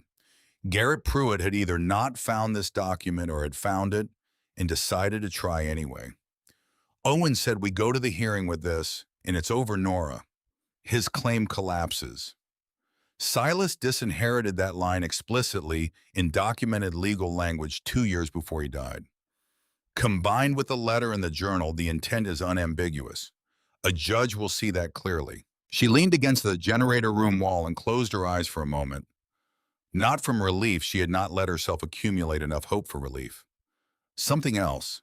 Something closer to the feeling you get when a diagnosis confirms what you already knew, when the external evidence catches up to the internal certainty you have been carrying alone. She said, when is the hearing? He said, 3 weeks. I'm filing our response today. She said, good. Let's finish this. In the days between Owen's call and the hearing, 2 other visitors arrived at the property, not together and not the kind Nora had been expecting. The first came on a morning when the sky was the flat gray of a system moving in from the northwest. She heard a vehicle on the access track and went up to meet it. Sheriff Earl Wade of Kiowa County drove a county vehicle and wore a coat that had seen better seasons. He was 50-something with a weathered face and the particular, deliberate quality of a man who had learned that moving carefully in his line of work produced better outcomes than moving fast. He introduced himself. He said he had some questions. She led him into the common room, and they sat across from each other at the folding table where Garrett had sat 2 weeks earlier. Though the quality of this conversation felt entirely different. The sheriff was not threatening. He was doing his job, and his job required him to understand what was happening on a piece of county property that had suddenly become relevant in ways that county property didn't usually become. He said, I've gotten some inquiries about activity out here. You bought this property recently that's public record, and I'm hearing about some donations to the school district and the library from an anonymous source, amounts that raise some questions about where the money was coming from. Nora said I found valuable items on the property left behind by the previous owner. I'm working with a lawyer to document everything properly and report it to the appropriate authorities. I haven't tried to hide anything. He looked at her steadily. Previous owner being Silas Pruitt. Yes, he's been dead since 2018. Yes. Wade made a note. He've asked a few more questions, careful and specific, and she answered them the same way. When he was satisfied, not fully, she could see, but sufficiently, he stood and said, I'll be conducting an inquiry, Miss Fenn. I'd appreciate your continued cooperation. She said you'll have it. He left. She stood at the top of the concrete steps and watched his vehicle make its way back up the track, and she felt rather than thought that this was not the last of the official attention. She called Owen that afternoon and described the visit. He said, that's fine. You handled it exactly right. Complete transparency. Keep doing that. The second visitor arrived 4 days later in a dark sedan that was government issue, in the particular understated way that government vehicles advertise themselves without trying. Agent Sylvia Crane of the IRS Criminal Investigation Division was 45 with dark hair cut short and the watchful stillness of someone whose professional skill was observation. She showed her credentials at the door and asked if she could come in. Nora called Owen before she said another word. He was there within 90 minutes. In the meantime, Agent Crane sat in the common room and waited with the patience of someone for whom waiting was a professional tool rather than an inconvenience. She looked at the space around her, the drawings Wren had taped to the walls, the organized kitchen visible through the doorway, the corkboard with its empty pins, and she said nothing and missed nothing. When Owen arrived and introductions were made, Agent Crane was direct. She said, we've been notified of potential unreported income. Large anonymous donations to public institutions from a source we can't identify, combined with a recent property acquisition under circumstances that warrant a closer look, we're opening an inquiry. Owen said my client hasn't liquidated any assets. We are in the process of formally documenting everything for tax purposes. We have been proactive about this. I can show you the notification we filed with your agency. Agent Crane looked at him, then at Nora. She said, Miss Fenn, can you explain the source of the funds used for recent donations? Nora said those came from my personal savings money I had before buying the property, not from any asset liquidation. Agent Crane's expression indicated she was noting this and would be verifying it. She produced a thick packet of forms and set it on the table. She said, we'll be conducting a full audit. Income and expenditures for the past 5 years. All documentation of any assets discovered on the property, their estimated value, and your intentions regarding liquidation. She paused. She said, I want to be clear, Miss Fenn. If everything is as straightforward as your attorney suggests, an audit is inconvenient but not threatening. If it isn't straightforward, we find out during an audit, not after. The time to correct any issues is now. Owen said my client understands. She welcomes the audit. We have nothing to conceal. Agent Crane looked at Nora one more time with the particular attention of someone filing away an impression for future reference. Then she picked up her briefcase and stood. She said, we'll be in touch. When she was gone, Owen sat down across from Nora and set his legal pad on the table. He said, this is normal. This is what happens when you find something like this and you do it right. The scrutiny is part of the process. The fact that we've been proactive with documentation works in our favor. Nora said, I know. He looked at her. He said, how are you holding up? She thought about it. She said, I'm fine. I know what I found. I know how I found it. I know what I've done since. None of that changes because someone official is asking questions. Owen smiled, a small, genuine expression. He said that is exactly the right answer. The hearing was in Kiowa County Courthouse on a Thursday morning in January when the Colorado plains were frozen hard and flat, and the sky was the particular shade of winter blue that had no warmth in it at all, only clarity. Nora drove the Civic with Wren in the passenger seat Because Wren's school had not yet started, enrollment had been sorted at the Harlow Elementary School supplies donated by the PTA. When Nora had explained their situation to the principal, with the directness she had found was more efficient than anything else, and she had not wanted to leave her daughter alone in the facility. The courtroom was a county courtroom, plain and functional, the architecture of a government that had built for utility rather than impression. Garrett sat at one table with three lawyers from a Denver firm whose suits matched and whose leather portfolios sat in identical alignment before them. Owen sat at the other table with his yellow legal pad and his second-hand briefcase and the quiet, settled confidence of a man who was not performing anything. Nora sat beside him. She had worn the best thing she owned, which was not very much a clean dark blouse, and the one pair of dress pants she had held on to through all the selling, kept in the garment bag in the trunk of the Civic, for reasons she couldn't have explained at the time, as though some part of her had known she would need them eventually. The judge was a woman named Linda Voss. 60s gray hair pulled back with professional severity, the eyes of someone who had been presented with every variety of human rationalization and had arrived at a working philosophy about what they were each worth. She read the documents that both sides submitted before either lawyer spoke, which Nora took as a good sign. Garrett's lead lawyer argued for 40 minutes.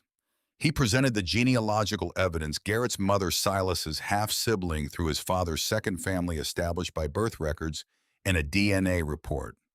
He presented the argument that the Winter Vault's contents represented undistributed estate assets that had been concealed from probate through the deliberate use of shell corporations, and that, as the only surviving blood relative Garrett had, standing to claim them. He argued that Nora's claim rested on a legal convenience, the property transfer, rather than any genuine entitlement, and that allowing a stranger to inherit $300 million because she had purchased the land it was buried under would represent a profound miscarriage of what estate law was designed to protect. He used the word fortunate 3 times in 40 minutes. Each time he used it, he glanced at Nora with a particular look of someone who believes they are describing reality with precision. Owen stood and argued for 20 minutes. He was shorter than Garrett's lawyer by 4 inches, and his suit had been pressed, but not recently, and none of this appeared to concern him in the slightest. He presented the journal. He presented the letter. He presented the notarized document from 2016, the one filed with the Colorado Bar Association, the one with Silas's signature, and the specific, explicit, legally precise language of a man who had known exactly what he was doing and had done it deliberately. He read a section of Silas's letter aloud to the courtroom. Not a long section, just the part where Silas described the mechanism of transfer, the part where he wrote that the finder would inherit what the finder found, that this was not accidental, but designed, that he had spent considerable effort making it work exactly this way. Then he stopped and looked at Judge Voss and said, "The law respects documented intent. Silas Pruitt's intent is not ambiguous. It is not implied. It is written in multiple documents, notarized, filed with the bar, and consistent across 8 years of private journals. He wanted whoever found this vault to have it. He explicitly excluded the individual sitting at that table. My client found it. The rest is the law following the intent, which is what the law is for." Judge Voss called Nora to the stand. She sat in the witness chair and looked at the courtroom, at Owen's yellow pad, at Garrett's expensive lawyers, at the handful of people in the gallery, among them Bet from the Harlow General Store, who had apparently driven 40 miles to attend, and was sitting in the 3rd row with her hands folded in her lap and her eyes sharp and attentive. Judge Voss asked her simply to explain how she had come to purchase the property. Nora told the truth. She told it plainly, without embellishment, without the drama the situation might have invited. She described the parking lot and the phone at 4% and the redirect to the auction site. She described the photograph of the 5 towers. She described the $750 and what it represented in terms of what she had left. And she said this not for sympathy, but because it was relevant, because it was the context without which the decision made no sense. She described opening the generator. She described the maintenance logs and the journal and the code and what the code meant and how she had understood what it meant. She described reading Silas's letter. Judge Voss said, "And when you found the vault, what did you do?" Nora said, "I called a lawyer." The next morning. A pause. She said, "I wanted to do it right. I had read what Silas wrote about transparency, about paying what was owed, about not hiding anything. I agreed with him. There was never any question for me about doing it correctly." The judge made a note. Garrett's lawyer cross-examined her for 15 minutes. He focused on the auction price $750 for $300 million in assets, which he suggested was inherently suspect. Nora explained what she had and had not known at the time of the purchase, which was nothing about the vault, everything about the need for shelter and the fact that you could not retroactively apply knowledge to a decision made in ignorance. The lawyer circled the same territory 3 times and arrived at the same place each time, and eventually Judge Voss told him to move on. Owen called one witness, David Melbourne, Silas's retired lawyer, appearing by video from his home in Tucson. Melbourne was 80 deliberate in his speech, precise in his memory. He confirmed the 2016 document.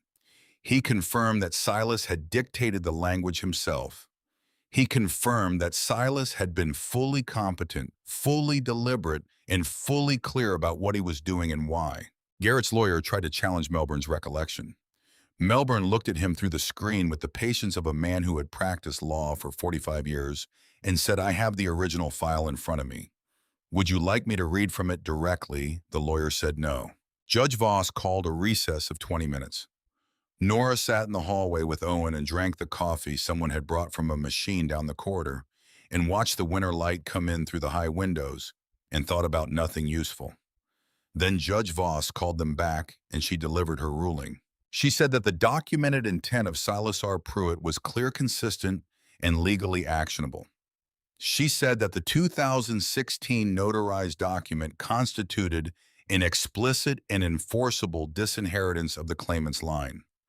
She said that the property purchase had transferred all assets within the property boundaries to the new owner in accordance with standard real estate law, and that this transfer was further supported by the deceased's own documented design.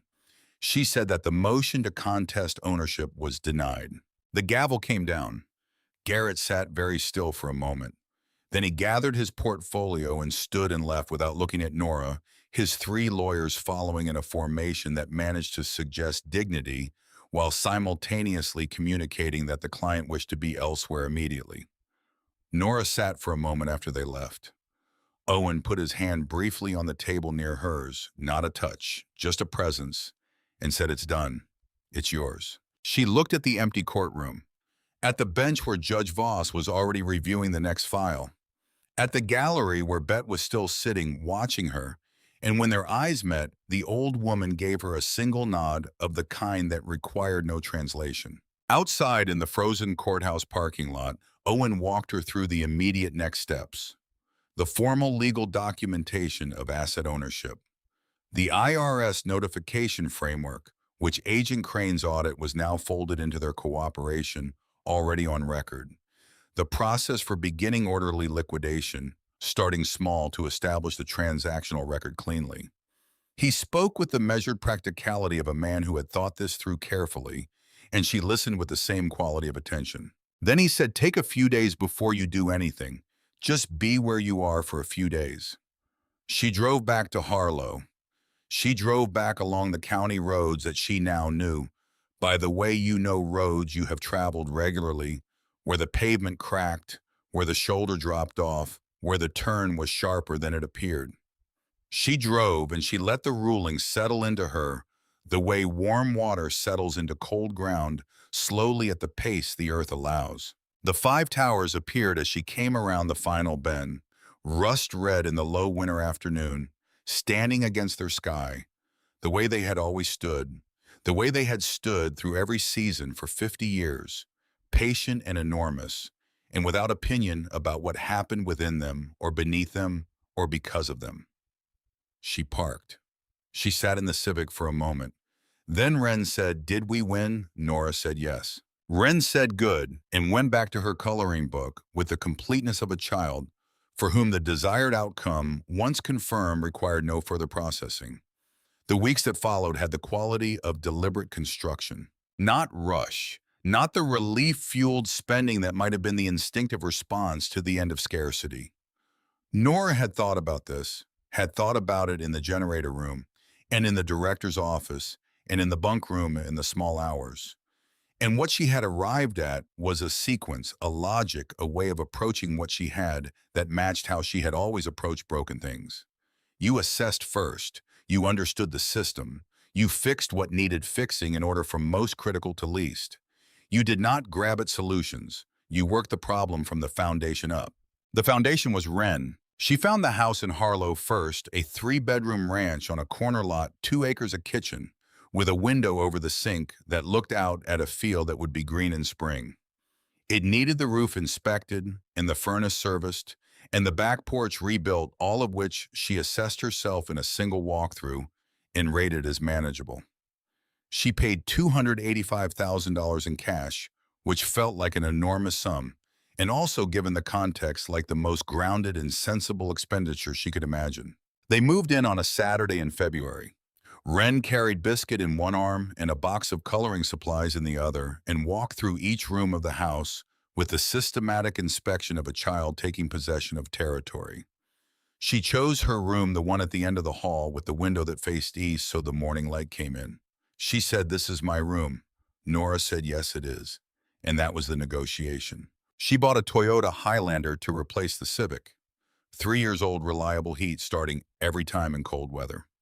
She drove the Civic to a donation center and left it in the lot and walked away and did not look back, which was easier than she had expected and harder than she had expected simultaneously, because that car was the last version of something she did not want to be again, and also the place where she and Wren had survived 6 weeks of the kind of thing that leaves marks. She set up accounts for Wren's education. She paid every medical bill that had accumulated. There were several small urgent care visits handled on borrowed cards or payment plans, the paperwork of poverty that follows you into recovery if you don't address it directly.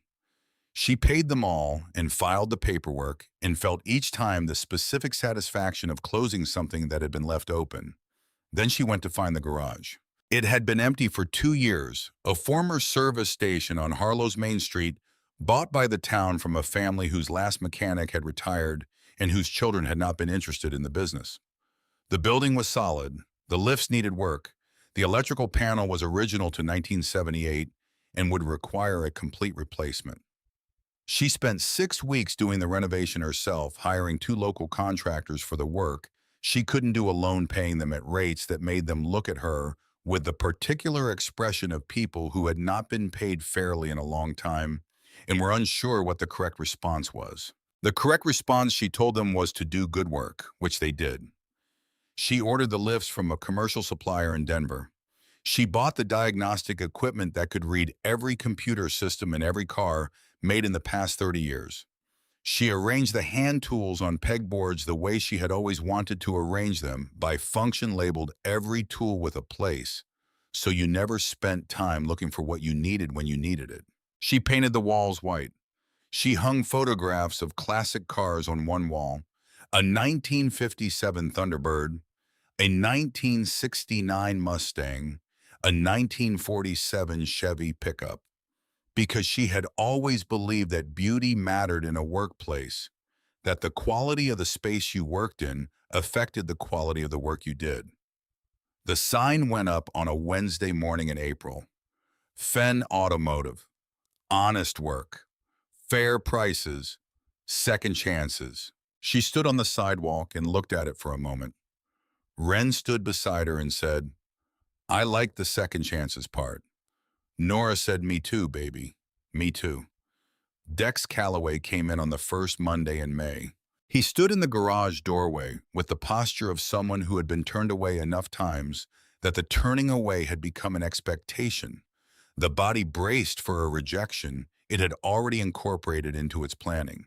He was 52, broad-shouldered, with hands that had worked hard for a long time, and eyes that moved around the space, the way the eyes of someone trained to assess environments always move, tracking exits and details and the quality of the light. He said, I heard you were doing apprenticeships. She said, that's right. He said, I don't have any experience with automotive. He said it as though this were an obstacle he expected her to cite as disqualifying. She said, what do you have experience with? He said, Army, 20 years, 2 deployments. He paused. And showing up. I have experience with that. She said, what time can you be here tomorrow? He blinked. He said, what time do you open? She said, 7. He said, 6:45. She said then, be here at 6:45. He was there at 6:30. She found him waiting outside the closed garage door when she arrived, hands in his jacket pockets against the May morning chill. And she unlocked the door, and he walked in and looked at the space with the comprehensive attention of someone who was already trying to understand how it worked. He learned fast, not because he had natural aptitude for automotive work, though he did his hands precise and steady in ways that spoke to years of technical training in unforgiving conditions, but because he was the kind of person who treated everything as a system to be understood completely. She showed him how an engine worked, and he asked questions that indicated he was not learning facts, but learning relationships, the way components spoke to each other, the way a problem in one area expressed itself as a symptom in another. She taught him to listen. This was the part most mechanics either had or didn't, the ability to hear what an engine was telling you, to distinguish between the sound of normal operation and the sound of something building toward failure. Dex had this. He had been listening to machinery in difficult conditions for 20 years, and his ear was already calibrated to the vocabulary of mechanical stress. By September, he was the best student she had ever had. She helped him establish Callaway Mobile Repair, a truck-based service that could reach the outlying farms and ranches in Kiowa County, where getting to a shop was a half-day proposition. She co-signed the loan for the truck and the equipment. She did it knowing the risk and accepting it without drama, because the risk was real, but so was the evidence she had been watching for 4 months, and the evidence outweighed the risk. His first month, 3 clients. His second month, word had spread the way word spreads in rural communities, completely and with opinions attached. By his third month, he was scheduling 2 weeks out. The Aldridge family came to the foundation in June. Ray Aldridge had been a construction superintendent until a scaffold collapse on a Denver job site had broken 3 bones in his right hand and ended the career of someone whose career was physical. His wife, Patricia, worked part-time at a grocery in Colorado Springs, and they had 2 children, a boy of 10 named Marcus and a girl of 8 named Claire, and they had cycled through shelters and a stint in their van in a motel where the weekly rate consumed more than Patricia earned in 2 weeks and left nothing for food. Nora met Patricia first at the foundation office she had established in a rented space in Colorado Springs, a clean room with a desk and 2 chairs and a window that looked out at a parking lot, which was not beautiful but was stable, which was what mattered. Patricia filled out the application with the careful, controlled precision of someone performing competence under conditions that made competence difficult. Her handwriting was small and exact. She answered every question fully. She did not mention the van until the 3rd page of the form, where it asked about current housing, and she wrote it without apology or narrative. Nora approved them that afternoon. The foundation had purchased a building on Harlow's Main Street, a brick commercial building that had been a hardware store until the hardware store's time had passed. She had converted the upper floor into 6 small apartments, each one furnished plainly and completely, each one ready for occupancy. No application requirements beyond a commitment to engage with the services the foundation offered. No credit checks, no background barriers, no deposit. The Aldridges moved into the 3rd apartment on a Friday evening. Ray stood in the kitchen and put his good hand on the counter and looked out the window at the street below and said nothing for a moment. Then he said, I don't know what we did to deserve this. Nora said, you didn't do anything special to deserve it. Neither did I in the end. We both just needed something when we had nothing, and someone had made it possible to receive it. All I'm doing now is making sure that possibility exists for more people. Ray looked at her. He said, that means something. She said, yes, it does. Ray enrolled in a dispatch certification program at the community college in Colorado Springs, a transition from the physical work his hand could no longer reliably do to the coordination work his mind was entirely capable of. Patricia took a full-time management position at a regional grocery chain, the step up she had been qualified for and unable to reach because the circumstances of the previous year had consumed all the energy that stepping up required. By the following spring, they were ready to move out. The morning they left, Patricia brought Nora a pie. A real pie made from scratch apple with a lattice crust that had taken more effort than a pie strictly required. She set it on Nora's desk in the foundation office and said, "I know you don't need this, but I needed to bring it. Nora said I need this very much." Patricia laughed, which was a sound that had been scarce in her register for a long time. By September, both the apartments the Aldridges had occupied were filled by a new family. The building stayed full. The waiting list for the Foundation's programs grew steadily, which was not good news about the scope of need in the world, but was good news about the Foundation's reach within it. It was on an evening in late September, when the aspens on the higher ground were just beginning to turn, that Nora found the last thing Silas had left behind. She had been in the vault with the accounting team. She brought them down periodically to update the inventory and track the liquidation progress, everything documented with the meticulous care that Agent Crane's audit required and that Nora would have insisted on regardless. The team had completed the main inventory months ago, but one of the accountants, a thorough man named Gerald, who had the professional caution of someone who double-checked everything twice, had noticed something during a routine review of the central desk. The desk had a false bottom in the lowest drawer. She had not found it before because she had not been looking for it.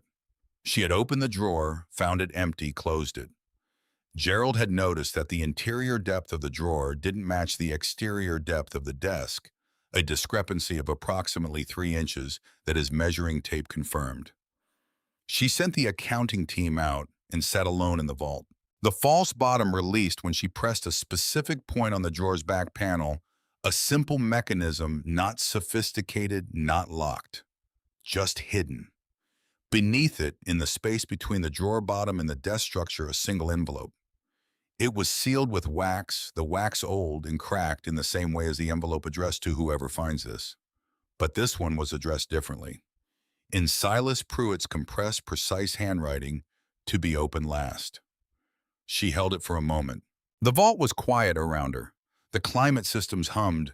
The fluorescent lights cast their even illumination across the cases of coins and currency and art, across the rows of safety deposit boxes on the back wall, across decades of accumulated intention. She broke the seal carefully. Inside a single page. Handwritten, not typed.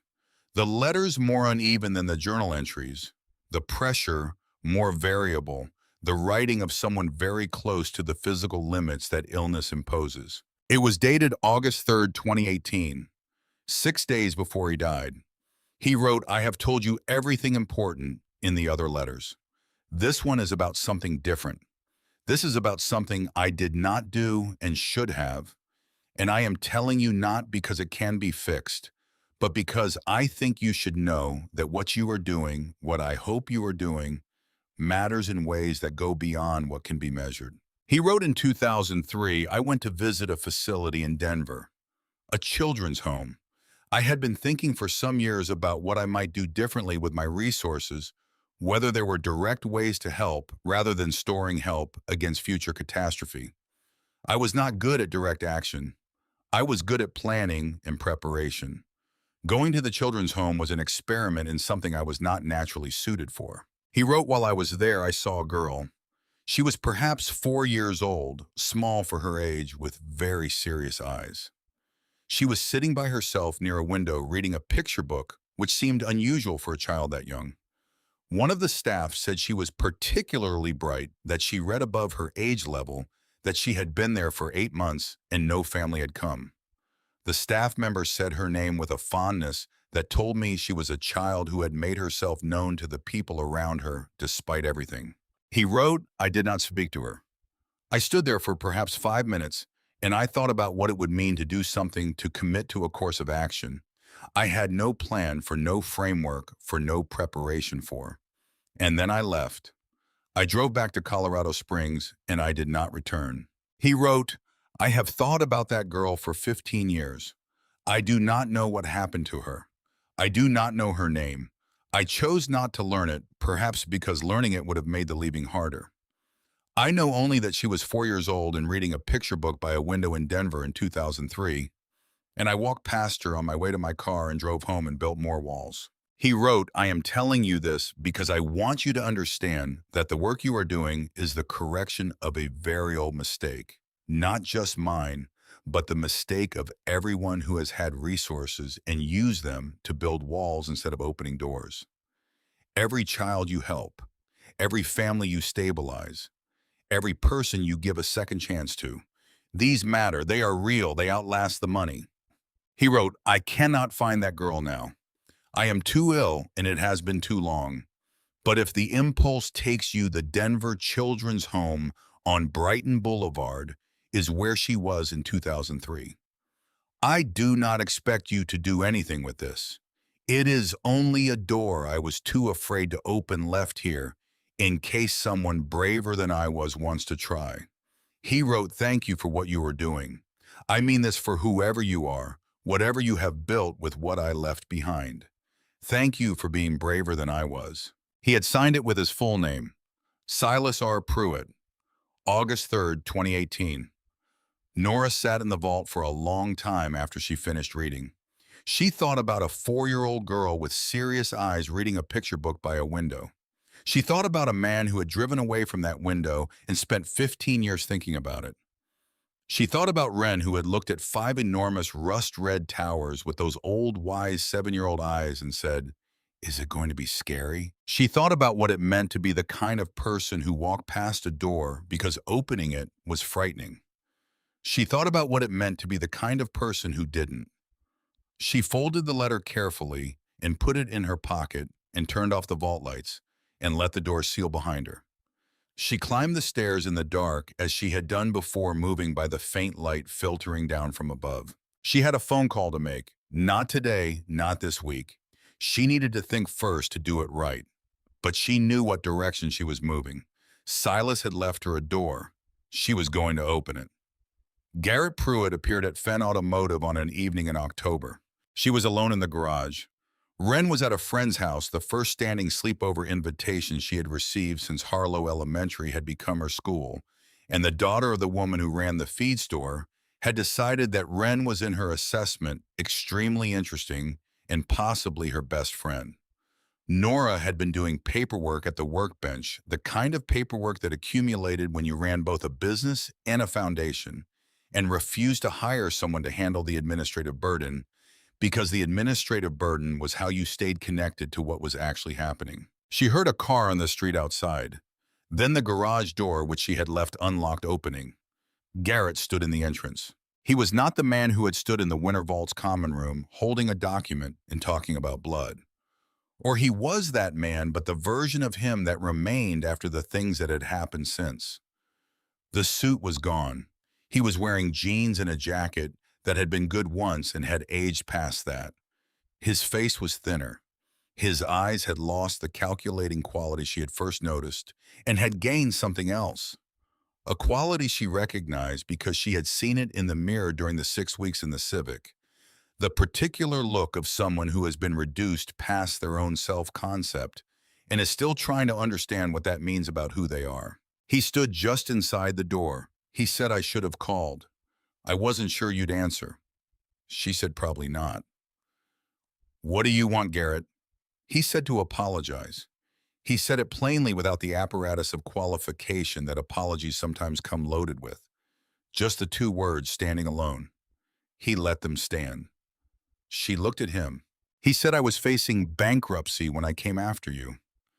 Bad investments, a sequence of decisions that I had told myself were calculated, and that turned out to be just desperate.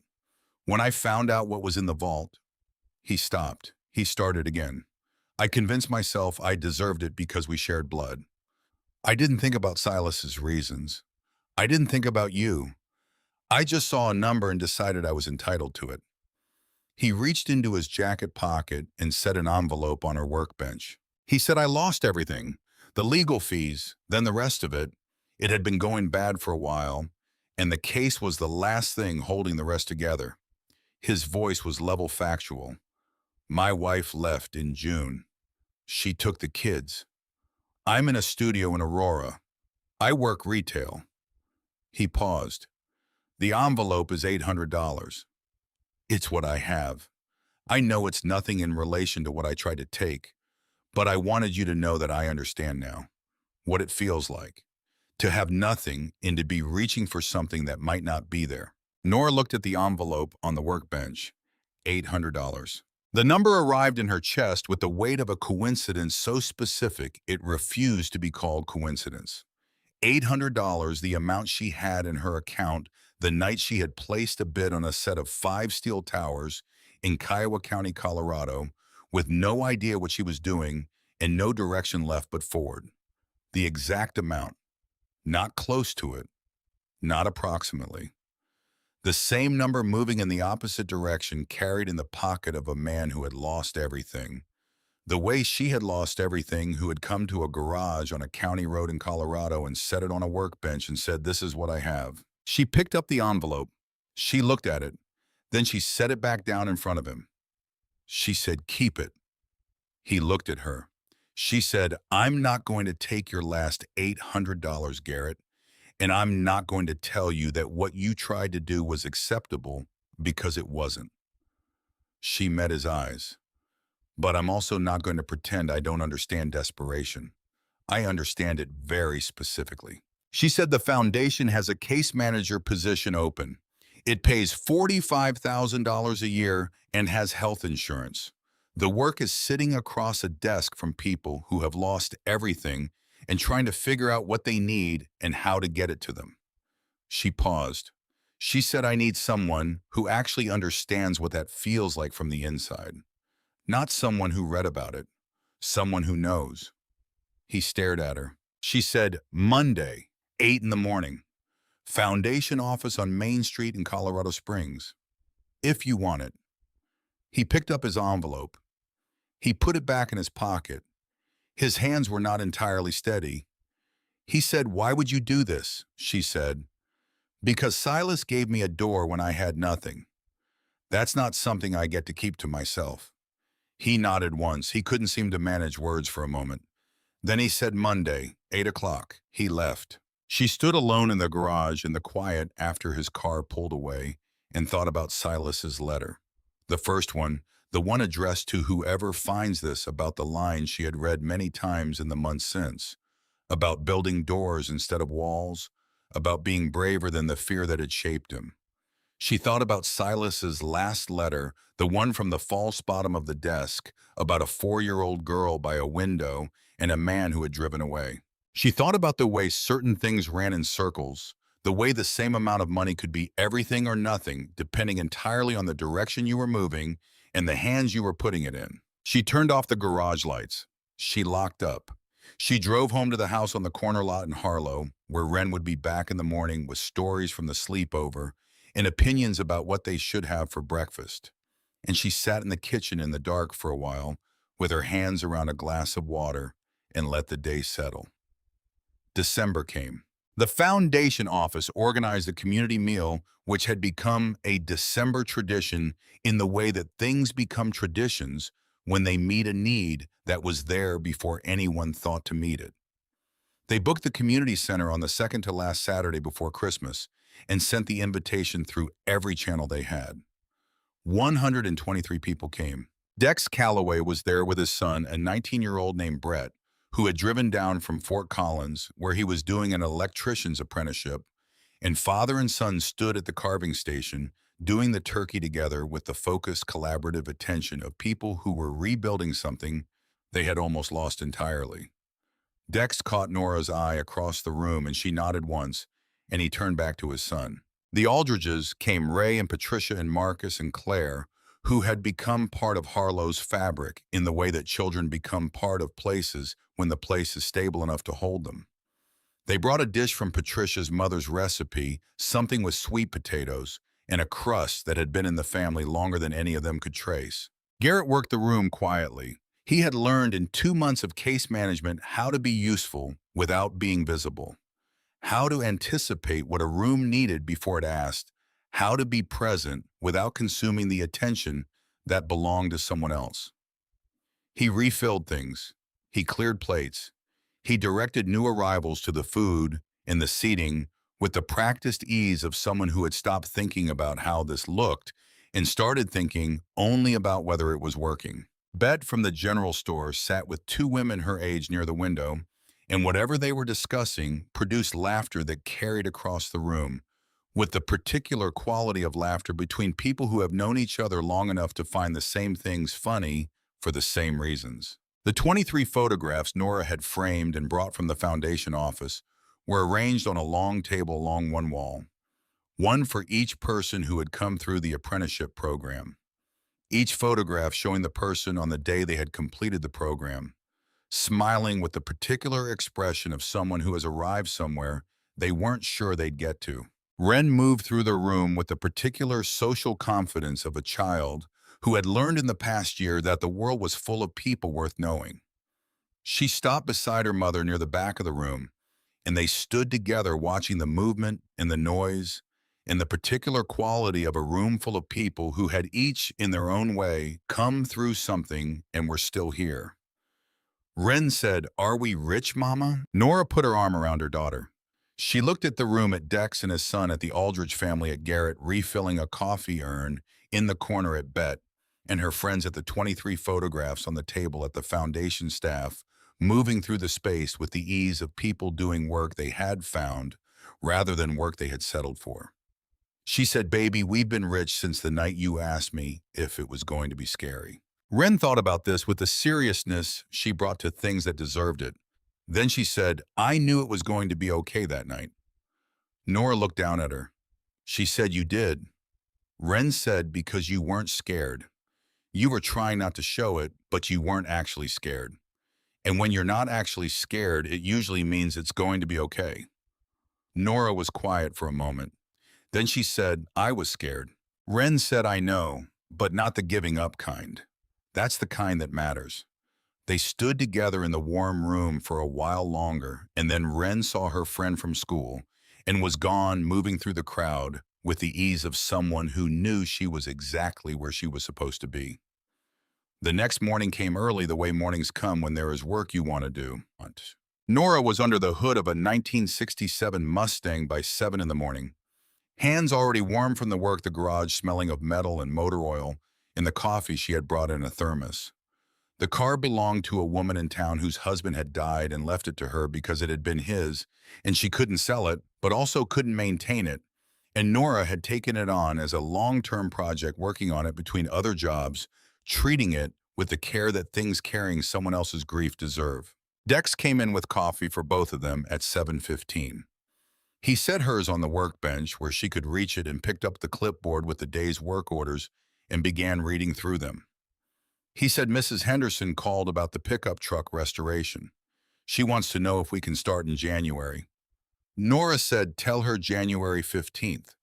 And tell her I'll do the body work myself." He said she's going to want to know why. Nora said, "Tell her it's because some things need to be done right, and I'll know if it's right." He nodded and made a note.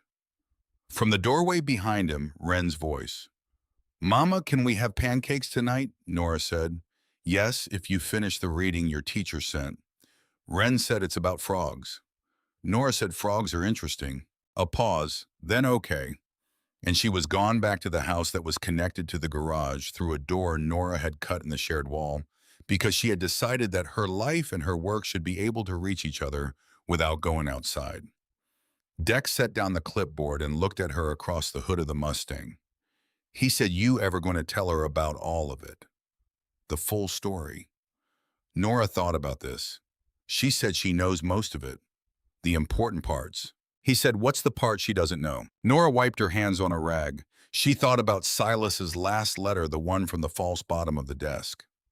She had made some calls about the Denver Children's Home, careful calls, the kind made through proper channels through Owen Marsh, with full transparency about who she was and what she was looking for and why. The home had records going back decades. The inquiry was moving slowly the way careful things move when there are protocols and privacy considerations, and the particular complexity of tracing a person's path through systems that were not designed for easy tracing. She didn't know yet what she would find. She might find nothing. The girl might be anywhere by now. She would be 25 or 26 years old. But the door was open. She had opened it. That was the thing Silas had not been able to do, and she had done it, and whatever came next came from that. She said to Dex the part about why we keep doing this even when it's hard. He looked at her. She said she'll figure that out herself. She's already most of the way there. The phone rang on the workbench. Monica from the Foundation's intake line. Her voice carrying the register that Nora had learned to read the way she read engines. The quality of the urgency in it, the weight of what it was carrying before she said the actual words. Monica said, "I have a woman on the other line. Young mother, 2 kids under 5. They've been living in their car in a Target parking lot in Pueblo for 3 weeks. She sounds..." Monica paused. "She sounds like she's at the end of something." Nora set down her wrench. She said, "Tell her to stay where she is. Tell her someone is coming." She looked at Dex. He was already setting down the clipboard. She said, "Can you hold the shop?" He said, "Go." She went to the connecting door and opened it and said, "Ren, coat on, we're going for a drive." Ren appeared in the doorway with her coat half on and Biscuit in the crook of her arm. She said, "Where are we going?" Nora said, "To help someone who needs it." Ren finished putting her coat on. She tucked Biscuit more securely under her arm. She said, "Okay," and walked to the car with the willingness of a child who has learned that this is what her family does. They drove south out of Harlow on the county road that Nora knew by now, the way she knew her own hands, the cracked sections in the shoulder's edge, and the bend near the old irrigation ditch where you had to slow in winter. The town fell away behind them. The land opened into the flat eastern Colorado distance, enormous and indifferent and beautiful in the way that things are beautiful when they are not trying to be. She drove toward Pueblo, toward a parking lot where a woman was sitting in a car with 2 children under 5 and a phone in her hand, and the particular quality of desperation that Nora understood from the inside, the kind that had driven her to bid on a photograph of 5 steel towers at 2 in the morning with a dying phone and $847 and nowhere else to go. Behind them, back in Harlow, the 5 towers stood against the winter sky. They stood the way they had always stood, massive, patient, rust red against blue, built to last and lasting. They had been there through the federal government's purposes and Silas Pruitt's purposes, and now Nora's purposes, which were simpler than either of those and larger than both. They had stood through 50 winters, and they would stand through 50 more. But they were not the point anymore. They had been the beginning, the door, the threshold that Nora had crossed because she had no other direction and had found on the other side not treasure, or not only treasure, but the understanding that she had been trying to find her whole life, the understanding of what things were for. Things were for people. Money was for people. Buildings were for people. Vaults and towers and generators and all the extraordinary apparatus of preservation and accumulation. All of it was for people or it was for nothing, which meant it was nothing regardless of what it cost or what it weighed or what number the master ledger assigned to it on a March afternoon in 2018. Silas had known this at the end, had written it in letters sealed with wax and left in places she had to look carefully to find, trusting that the person who found them would be the kind of person who looked carefully, who didn't stop at the first door or the second or the third, who understood that the important things were not always labeled.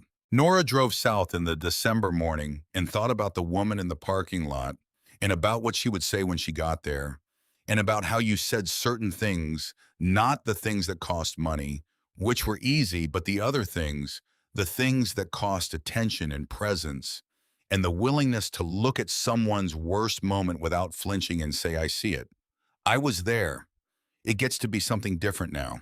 Ren was quiet in the passenger seat, watching the landscape pass with the focused attention she gave to things that interested her. Then she said, Mama Nora said, yeah. She said, do you think the lady is scared? Nora said, probably. Wren said you should tell her what you told me. That night at the towers, Nora said, what did I tell you? Wren looked at her. She said that it was going to be hours. Nora kept her eyes on the road. The distance ahead was long and flat and clear, the kind of distance that in another season would show you weather coming from miles away, would give you time to prepare. In winter, it just showed you how far you still had to go, and how open the way was, and how the going was possible. She said, I'll tell her that. They drove on through the December morning, two people in a warm car, on a clear road, moving towards someone who needed what they had learned to give. Behind them, the towers. Ahead of them, everything else. And between those 2 points, the whole of what it meant to be the kind of person who, when she had nothing left and nowhere to go, had looked at a photograph of 5 rust-red towers in a county she'd never heard of and thought that could be a door, and then opened it.